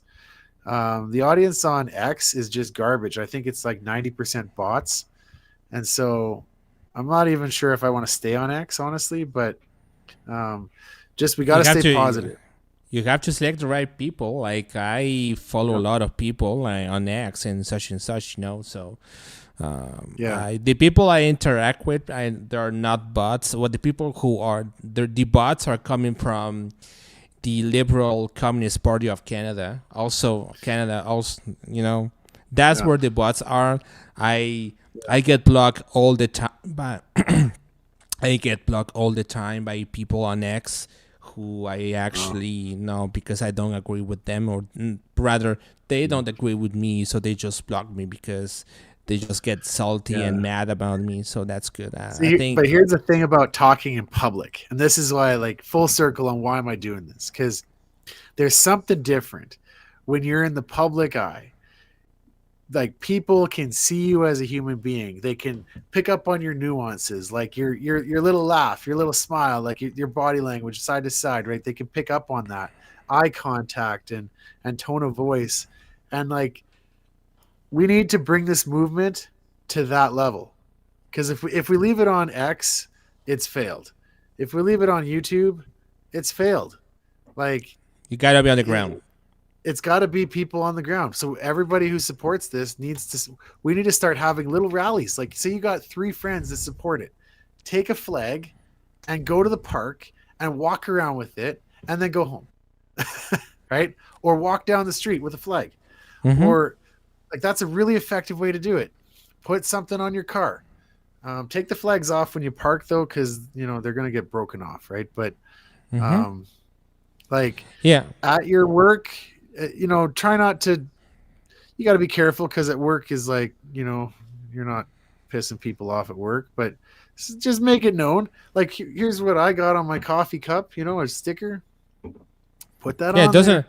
doesn't affect everybody. Just sounding. No, It's just like doing like showing presence. Like in this yeah, mug, this is an old mug, but I have the NCI logo in there, the National Citizen Party, right? Back in the uh, days. So do the same for Alberta, for the Alberta one.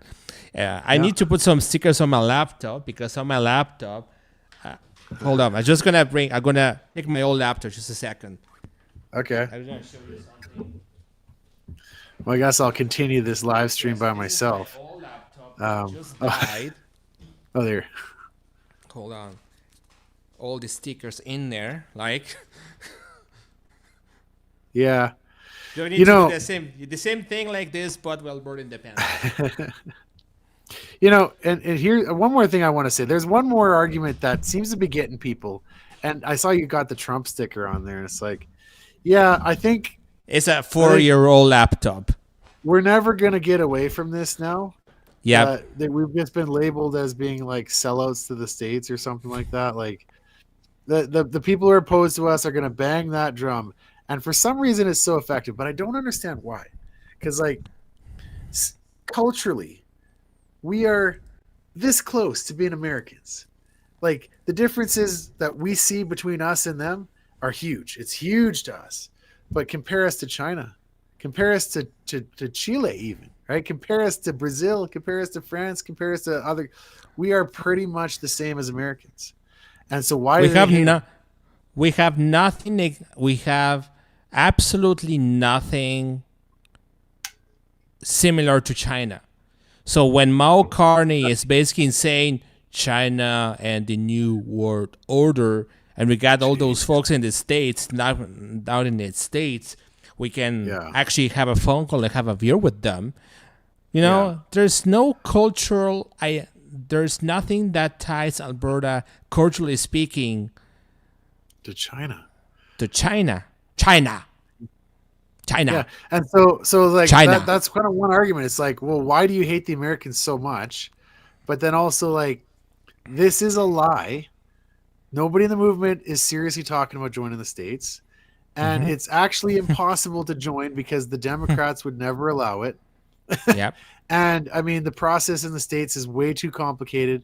Trump's not going to pull that off, and we know he just likes to say shit, to say things to get people to like get all worked up. But like, if you have to base your argument on a lie, you lose. The And argument. every time I hear them say it's like, "Oh, you're going to be the 51st state," it's like you just lied, and you lose. But in their mind, it's like they believe the lie so much that the lie actually just takes off. It becomes its own thing. That is the Gil McGowan, Jim McGowan type of people. These are the Lukasik type of people, essentially saying, and in fact, Lie. Lukasik, also known as Fabio, actually released a video about him saying that Alberta will be the 51st state. Why that is definitely out of the table. The Trump administration does not even want Alberta to become a 51st state.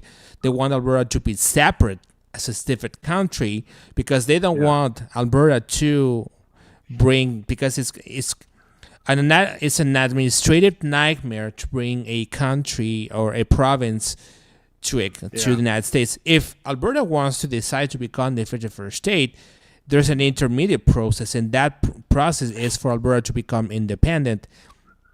If you look at the history of Texas, for example, before Texas was actually a state within the United States Confederation, it was a different country. Yeah. They're the only country that's allowed to fly their flag equal with the U.S. flag. The only state, I mean. All of us have to fly their door. Yeah. And I remember because one time I went to Tennessee and I noticed that. So that's another thing as well. But you know, like, I love Americans. Not the Democrat ones so much, but I love Americans, and I can't get myself to hate them, but I don't want to join them. And getting rid of Ottawa to join Washington, they just about had Kamala. They had 4 years of Biden. Like, it would be hell if we got rid of Carney and then we got Kamala. Oh my God, that'd be like way worse even. I don't know, maybe not. I don't know. Yeah. Oh God. I got some comments on the chat. Which reads, DDS is rampant amongst leftists as they're loaded. No, hold on. DDS is rampant amongst leftists as that is the Kool-Aid there, as spoon-fed from TV, phones, leftist politicians. But there's also a difference, culturally speaking, from the Canadian and the Americans as well.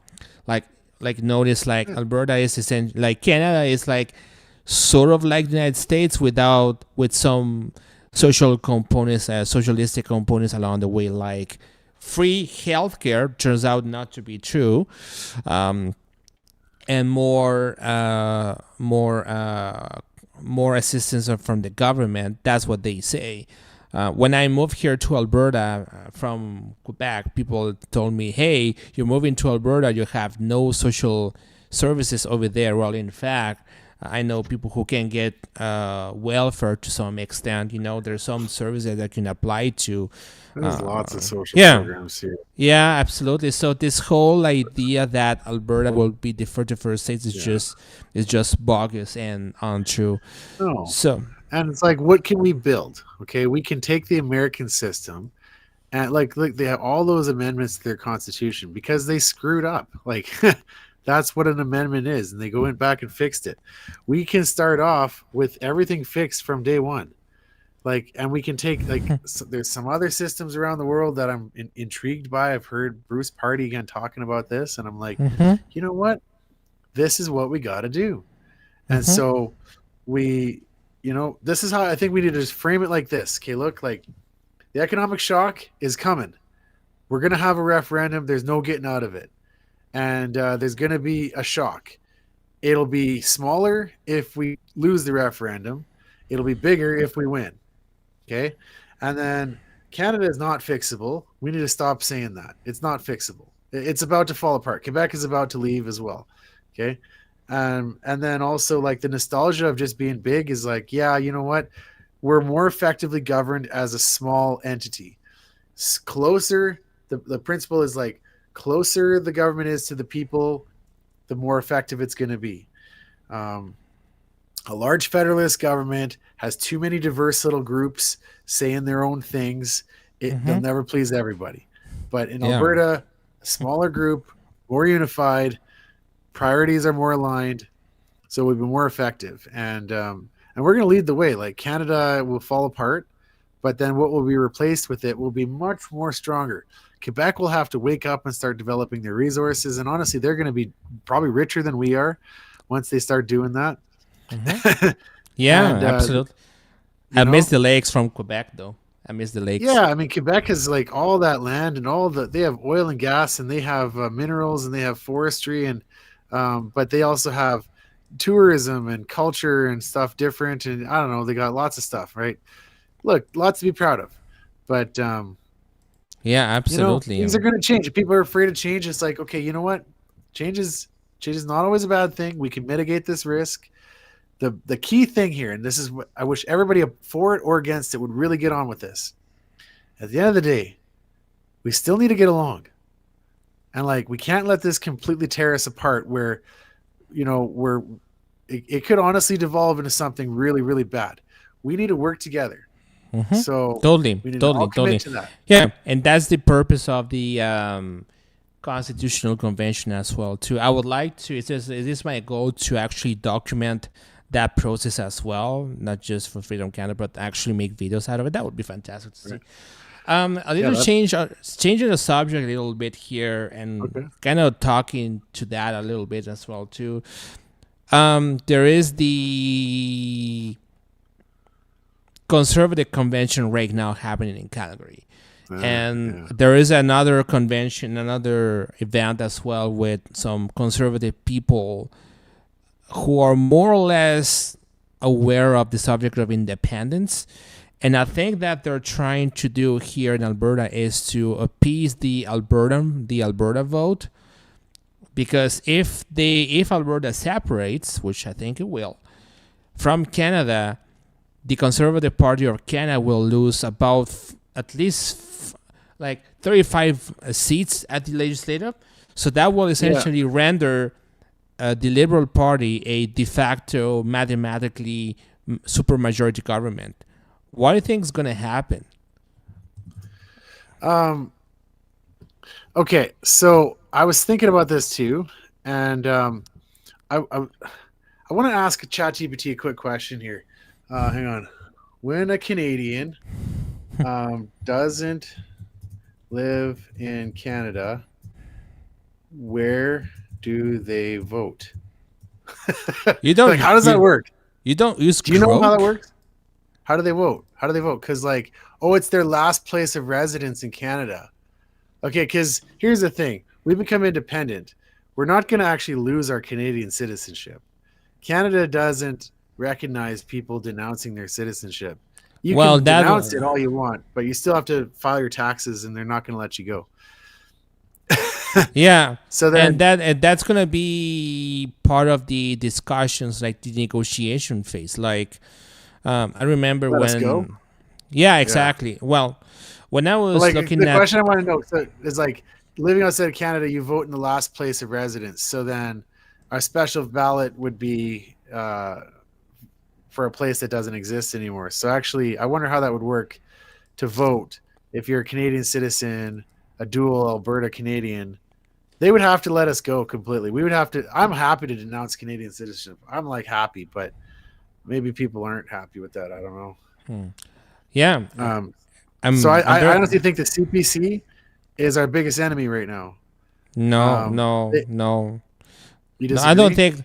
No, I think that the CPC, the way I see things is that as this whole independent stuff's going forward, we're going to see sort of like a reconfiguration of the country, so to speak. And for that to happen, that will also include that the CPC will have to realize that they've lost their base, which is basically in Alberta and Saskatchewan for the most part, and Okay, some okay. extents of BC. So, So like uh, un- unacceptable fringe. He said something about this. He's like, we need to back the UCP and the CPC. I think by implication he would have said yeah, that yeah, I still have as like my a backup plan in case the referendum fails. But I'm actually kind of like leaning hard the other way. I'm like, look, if we have a backup plan, that means we're not going to go hard enough to win this. Okay. And as sucky as this sounds, it's kind of like we got to burn the bridges and move on. Independence means we throw off the federal government and we throw off the provincial government. Like it doesn't like yes, Danielle Smith is going to have to play a role to make this all legal in the negotiations, but like honestly, if she doesn't have a mandate to do that, she's going to have to pretty much step down, and we're going to have a provincial election, and we're going to have to get a new person in there. Now, I mean, she might take the lead and be like, "Oh, actually, you know what? Fine, I'll do my duty. I'll declare independence. I'll negotiate out." But it's like that's not the way it should go. And I think we all know this in our heart because she can't be the one to lead us out. She can take us right to the door, and then we have to decide to go out on our own. And so if we look at having a backup plan, like in case this all fails, okay, we're never going to do what we need to do to get out. But the risk is that we go all in and we lose and we divide the conservatives to heck because 10% go to the NDP, 10% go to some Republican party. And then the whole thing falls apart and we get an NDP government. And then the demise of Canada is hastened. And I'm Mhm. at that point. I'm at that point. Like, okay, you know what? There's a saying in the Bible. It says like in the end times, people will run to the mountains and pray for them to fall on them. And I might have taken that out of context a little bit. But I feel Yeah, like that's pretty much where we're at. yeah. Like I'm it's like bring the and mountains on me. absolutely. And what kind of surprised me too is that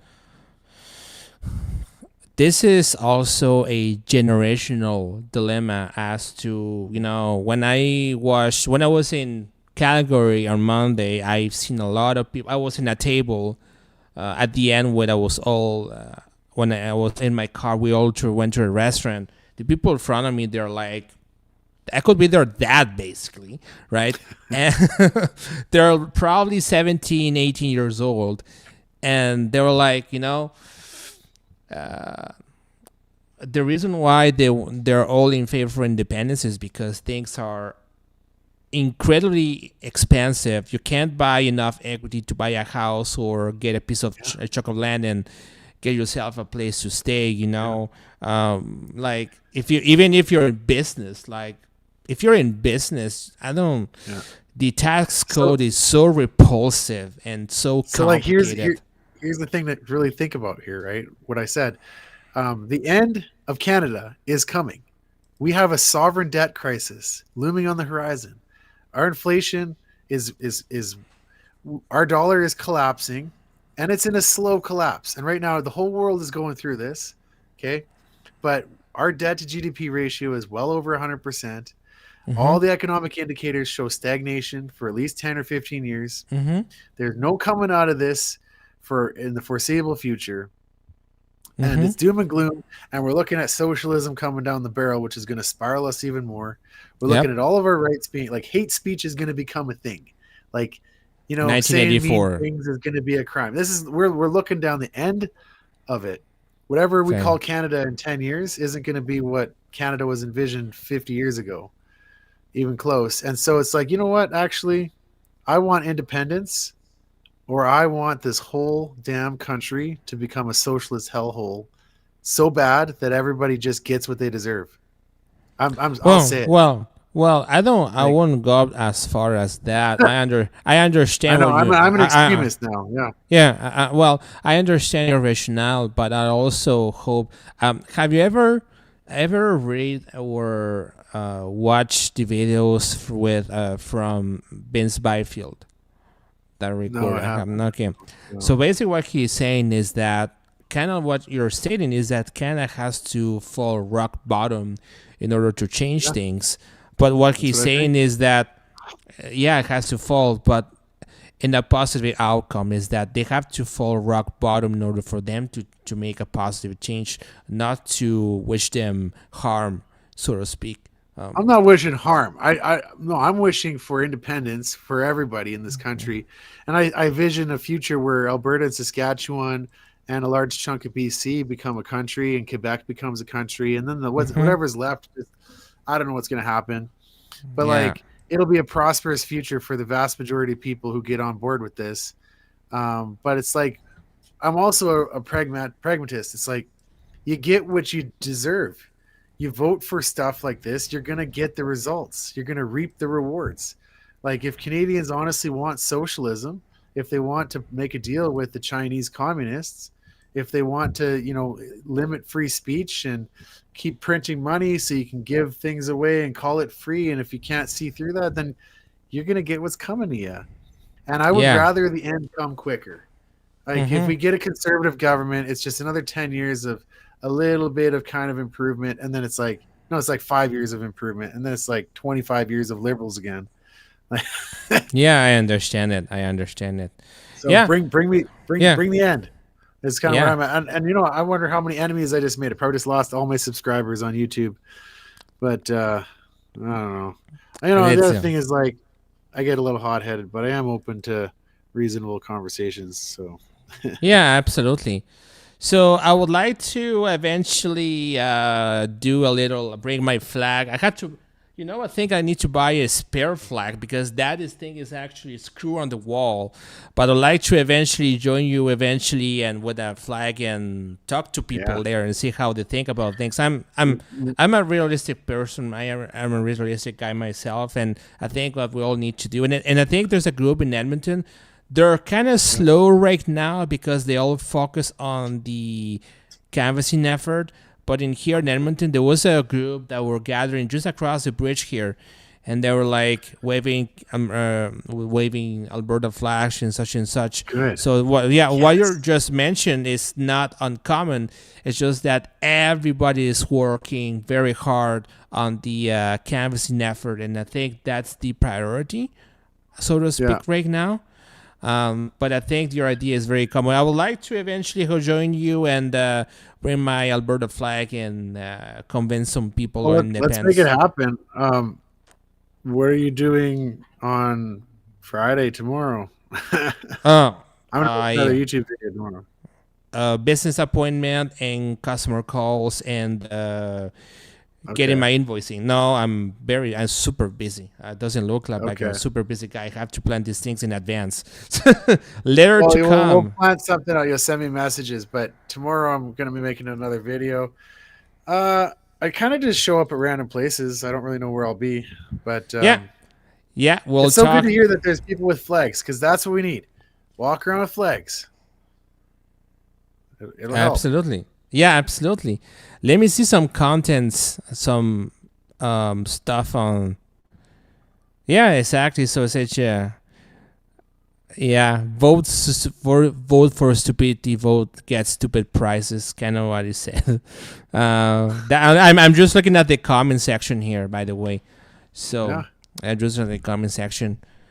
I can't see the Yeah, comment section. yeah, that is on YouTube right now. That's what I'm looking. I'm looking at the Rumble Studio here, and I see a Oh, you know aggregate what? of all the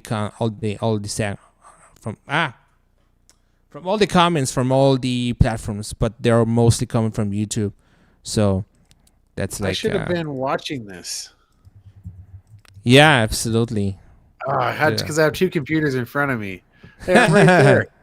yeah, Okay, absolutely. I got the volume turned off. It's showing me an ad now. Yeah, I that's should have that's been more. doing this. That's monetization. That's how YouTube pays me to make videos and troll people. So yeah, just looking at the comment section here, just for the fun of it. I will take the yeah, I will take the American military over the over Chinese military. Yes, the most badass military in the world. That's the American military. Okay, No, now I can read the comments. yeah, makes sense what you said. Yeah, I've seen it. Yeah, let's get a million signature plus. Yes, born and raised Albertan here, so were my parents. Fantastic. I'm just looking at the comments here. Alberta left 50. Alberta left Canada 50 years ago. Time to leave officially in 26. Alberta is our country. Third generation Albertan here. Independence. The way that's another one here. F around and find out. Yeah. Another one. This is kind of cool reading the comments. How many people are in this right now? So I have right now total 140. So 55 on YouTube, probably about 70 on X, and a bunch of others will be on Rumble, Facebook, and Telegram watching right now. Okay, well, comment if you think I said something that's gonna get me canceled, or if I said something really like too outlandish. I want to hear from some of these commenters because Yeah, I said here, John from Alberta is the best YouTube channel. That's good. Why not me? That Why was not me me? saying that. Oh, that was. I commented myself. Oh, that's good. That's good. Yeah, that's good. That's good. Paying income tax is participating in unlawful. I have to zoom this because I don't see too much. Unlawful criminal activity. Yeah, I understand that. Just how accurate is Max's T-shirt? Justin Trudeau. Of course, you can see right there. I actually wore this T-shirt and I went to the grocery store and somebody called the police on it. Oh, I've been watching John's videos. Great job. Oh man, you guys Yeah. are so kind. I mean, Yeah, absolutely.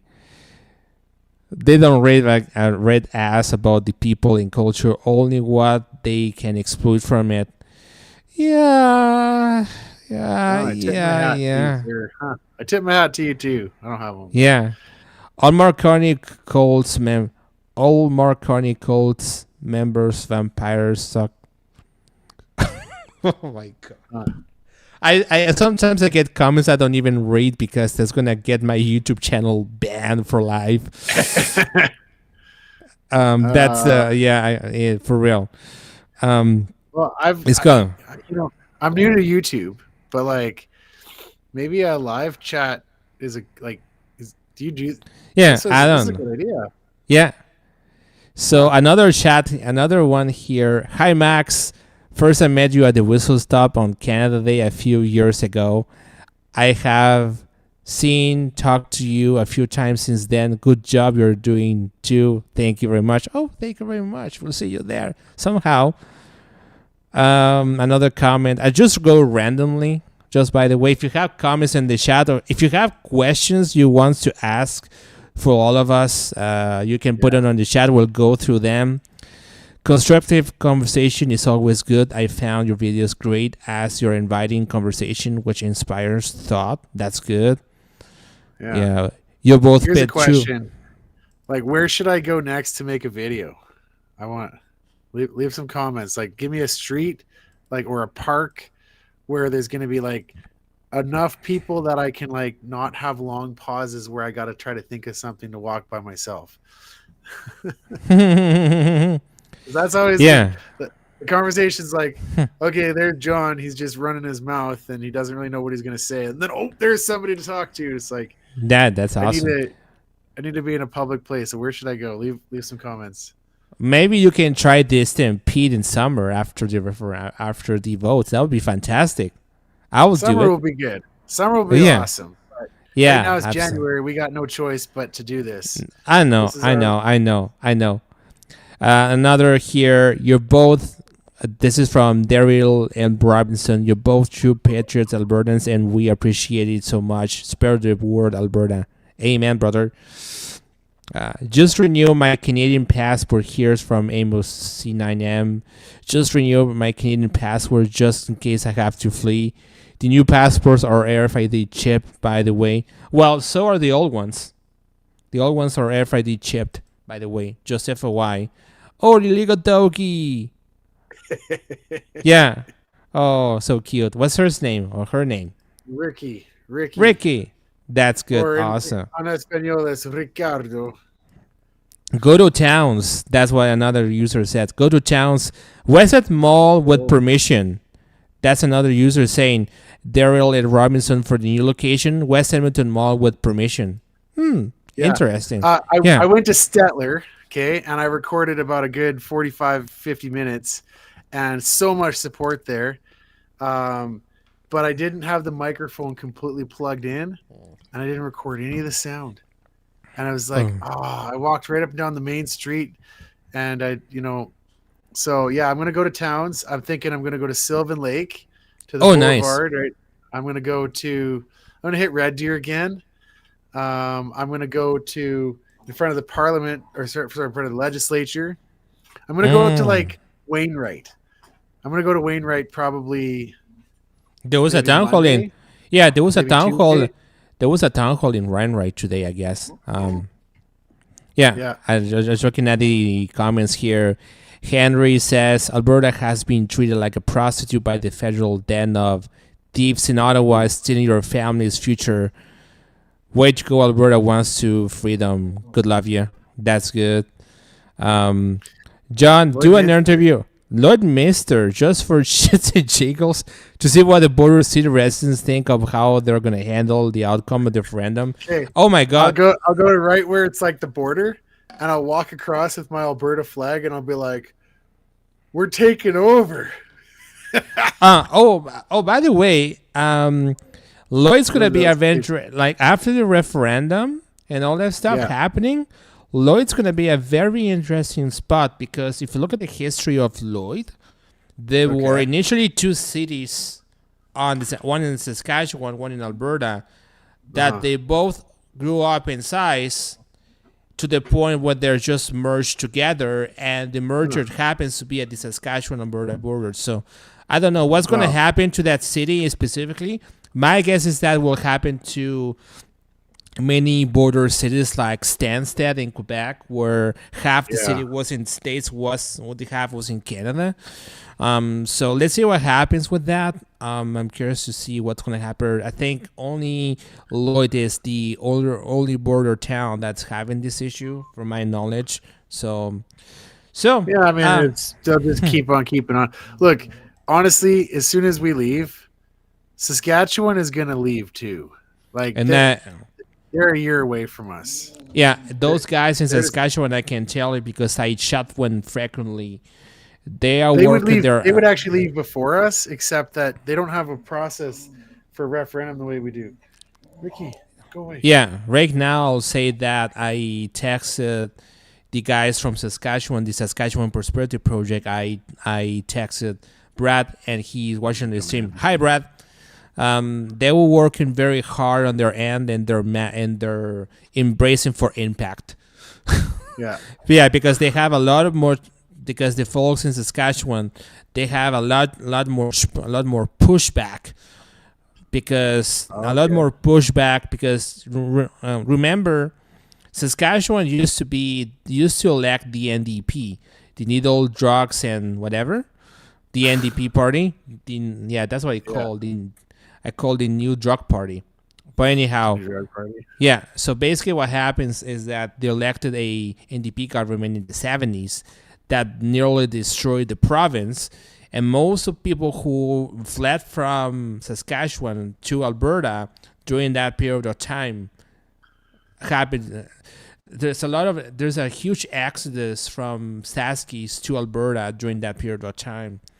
So they remember what it looked like to have a Saskatchewan government. That's what they have things like nationalized things like SaskTel, Sask Power, Sask whatever, SGI, and all those things is because of the NDP government that was put in place back in the days in the 70s. So now they have a taste of what an NDP government looked like. And here in Alberta happened in 2015 with Rachel Notley, the Witch of the West. Ooh. So that's going to be something that I was thinking about Rachel Notley too the other today. Like even the socialists in Alberta are actually a different flavor of socialists than the rest of them out east. Like that's how different we are. Like Rachel Notley, I got to just be fair. She disagreed with the federal NDP on a lot of issues. I can't remember specific things, but I remember there was always a bit of they were back and forth on significant issues, like especially around oil development and stuff like that. And I'm not endorsing her. I'm just like pointing out, like, even our socialists aren't as crazy as the crazies out there. They're communists. I don't know if I said that right. They're communists. They're essentially the party has been hijacked by communists. We have the same thing in Quebec as well. In Quebec, this is something that I was telling people about the independence movement in Quebec specifically. The Quebec government in 2022, and I was a canvasser during that. I was doing door knocking for the provincial government from the Conservative Party over there in Quebec, as I was involved politically to some degree. Those guys actually effectively lost the election because the incumbent was, and by the way, the incumbent was the same party who pushed the vaccine passports during the vaccine passports, the curfews during the scamdemic. So. I like to do this thing on my mixer when I do talk about the scamdemic, the effect on the mixer. But anyway, that was a big change for us during that whole pandemic thing. But scamdemic. It got us to where we are now. We got through it. And I think if it hadn't happened, we would probably still be in lull land. Like a lot of Canadians think that everything is just good.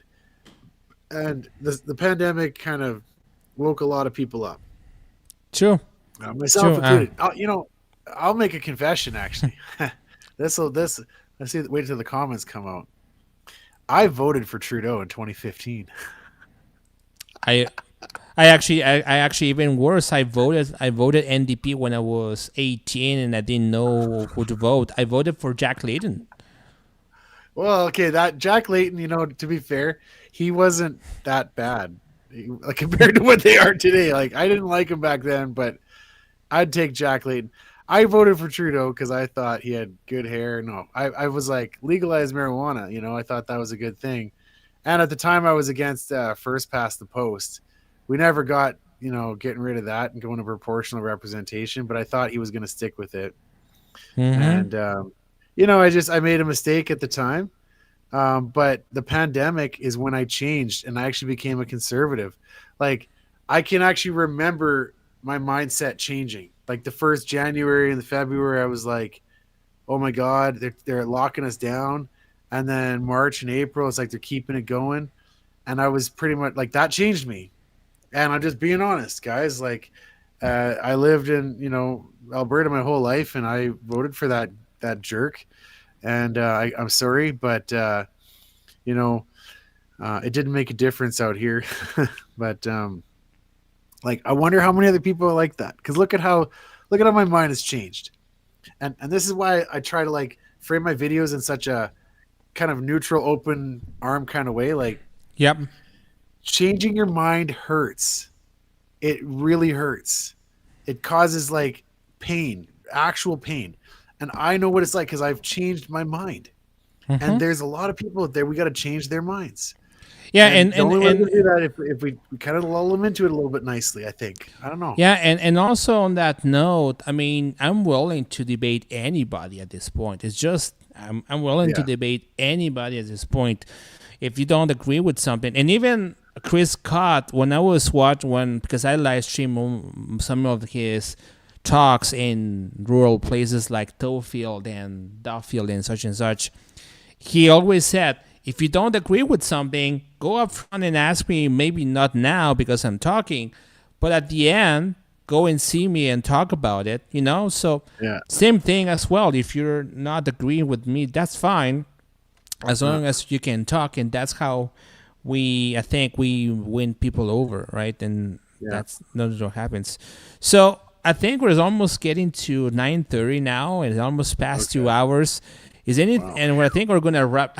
We planned this thing for 1 hour, 1:30, but now we're past that. That's awesome. That's the joy of internet access. Is anything you want? Well, the next time we meet, it'll be on my channel, and it won't be a live. Because I don't do lives with my GoPro, but we're gonna do a walk and talk. Absolutely. We're gonna go to the park with our flags or somewhere. Yeah, absolutely. It's just that I do live stream because for me, technologically and logistically, much more efficient for my time. We'll do it close to wherever you choose. We'll pick your location. I'll come to you because I can go pretty much anywhere between Edmonton, Calgary, Central Alberta, Rocky, Wainwright. I live in Edmonton. I live in Edmonton. Okay. I live in Edmonton. I live in Edmonton. Yeah, I live in Edmonton, and some people do not like me here in Edmonton because, according to them, I'm a white supremacist. Wow, that's pretty ominous. You kind of convinced me there. You racist. I'm a racist. I'm a transphobe. I'm a Islamophobe. All those things. But I'm a chill guy. I'm a very laid back guy. I can't talk to anybody for real. It's just that the left doesn't argue, the left doesn't meme. So I can stick to that. So I think we're going to wrap this up. Anything else you want to say before we wrap this up? Well, I guess I would just ask people to go check my channel out and subscribe to my channel. And watch a couple of videos, and I just monetized. So I mean, it'd be nice to see what maybe if someone wants to support me, go and get a membership. And absolutely. No promises that the content will be good, but I'm gonna keep trying and I'm learning. So thank you very much for supporting me as well. Yeah, absolutely. And I would like to also thank you everybody from supporting me as well. Freedom Canada's been almost a year that I've been doing videos right now, and I just noticed that the Facebook page of Freedom Canada has now exceeded the 4,000 followers, and YouTube is about to have 3,000 followers right now as I speak. So that you can share this video to your people in there, that will be fantastic. Should I be on Facebook? Like, does anybody use that?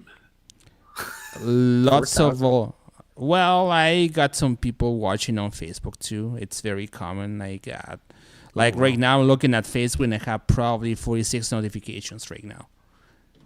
It pings my phone is going bing bing bing bing bing bing all the time on Facebook. So that's what happens. And X, I guess I should have looked at X too. How you doing on X? Okay, we'll wrap this up. Yeah, your ex has probably 3,000 subscribers, something like that. But anyways, so thank you very much for your time. We hope you step in together. And by the way, I'm gonna do more interviews like this. I'm gonna do more interviews like this because normally I do a lot of town hall meetings and stuff, but I'm kind of doing more interviews right now, so you're gonna see me more often, like this one and other. I have other speakers lining up and waiting for approval and stuff, so that will be good to see in the near future. So, and I hope to see you there, John, with my Alberta flag. I have to get a new spare one because whenever I go to an event, I said I need to bring my flag, but I always forget, so I have to buy a spare flag. Well, when I signed, I went in with my big old beautiful blue Alberta flag, Oh yeah. and we got to start carrying that thing with us everywhere. I think. Yep. Just like you go to the grocery store, you just carry your flag with you. Yeah, or just wear a T-shirt with Alberta flag. That's all it Yeah, is. just do that. Or, Yeah. or that one, like Justin Trudeau. That pisses people off somehow for some Justin reason. Castro. But that's what it is. Like, anyways, Okay. good. Thanks for coming, guys, and thanks for tuning in. All right. Until next Cheers. time. Cheerios. Talk to you later, Max. Ciao.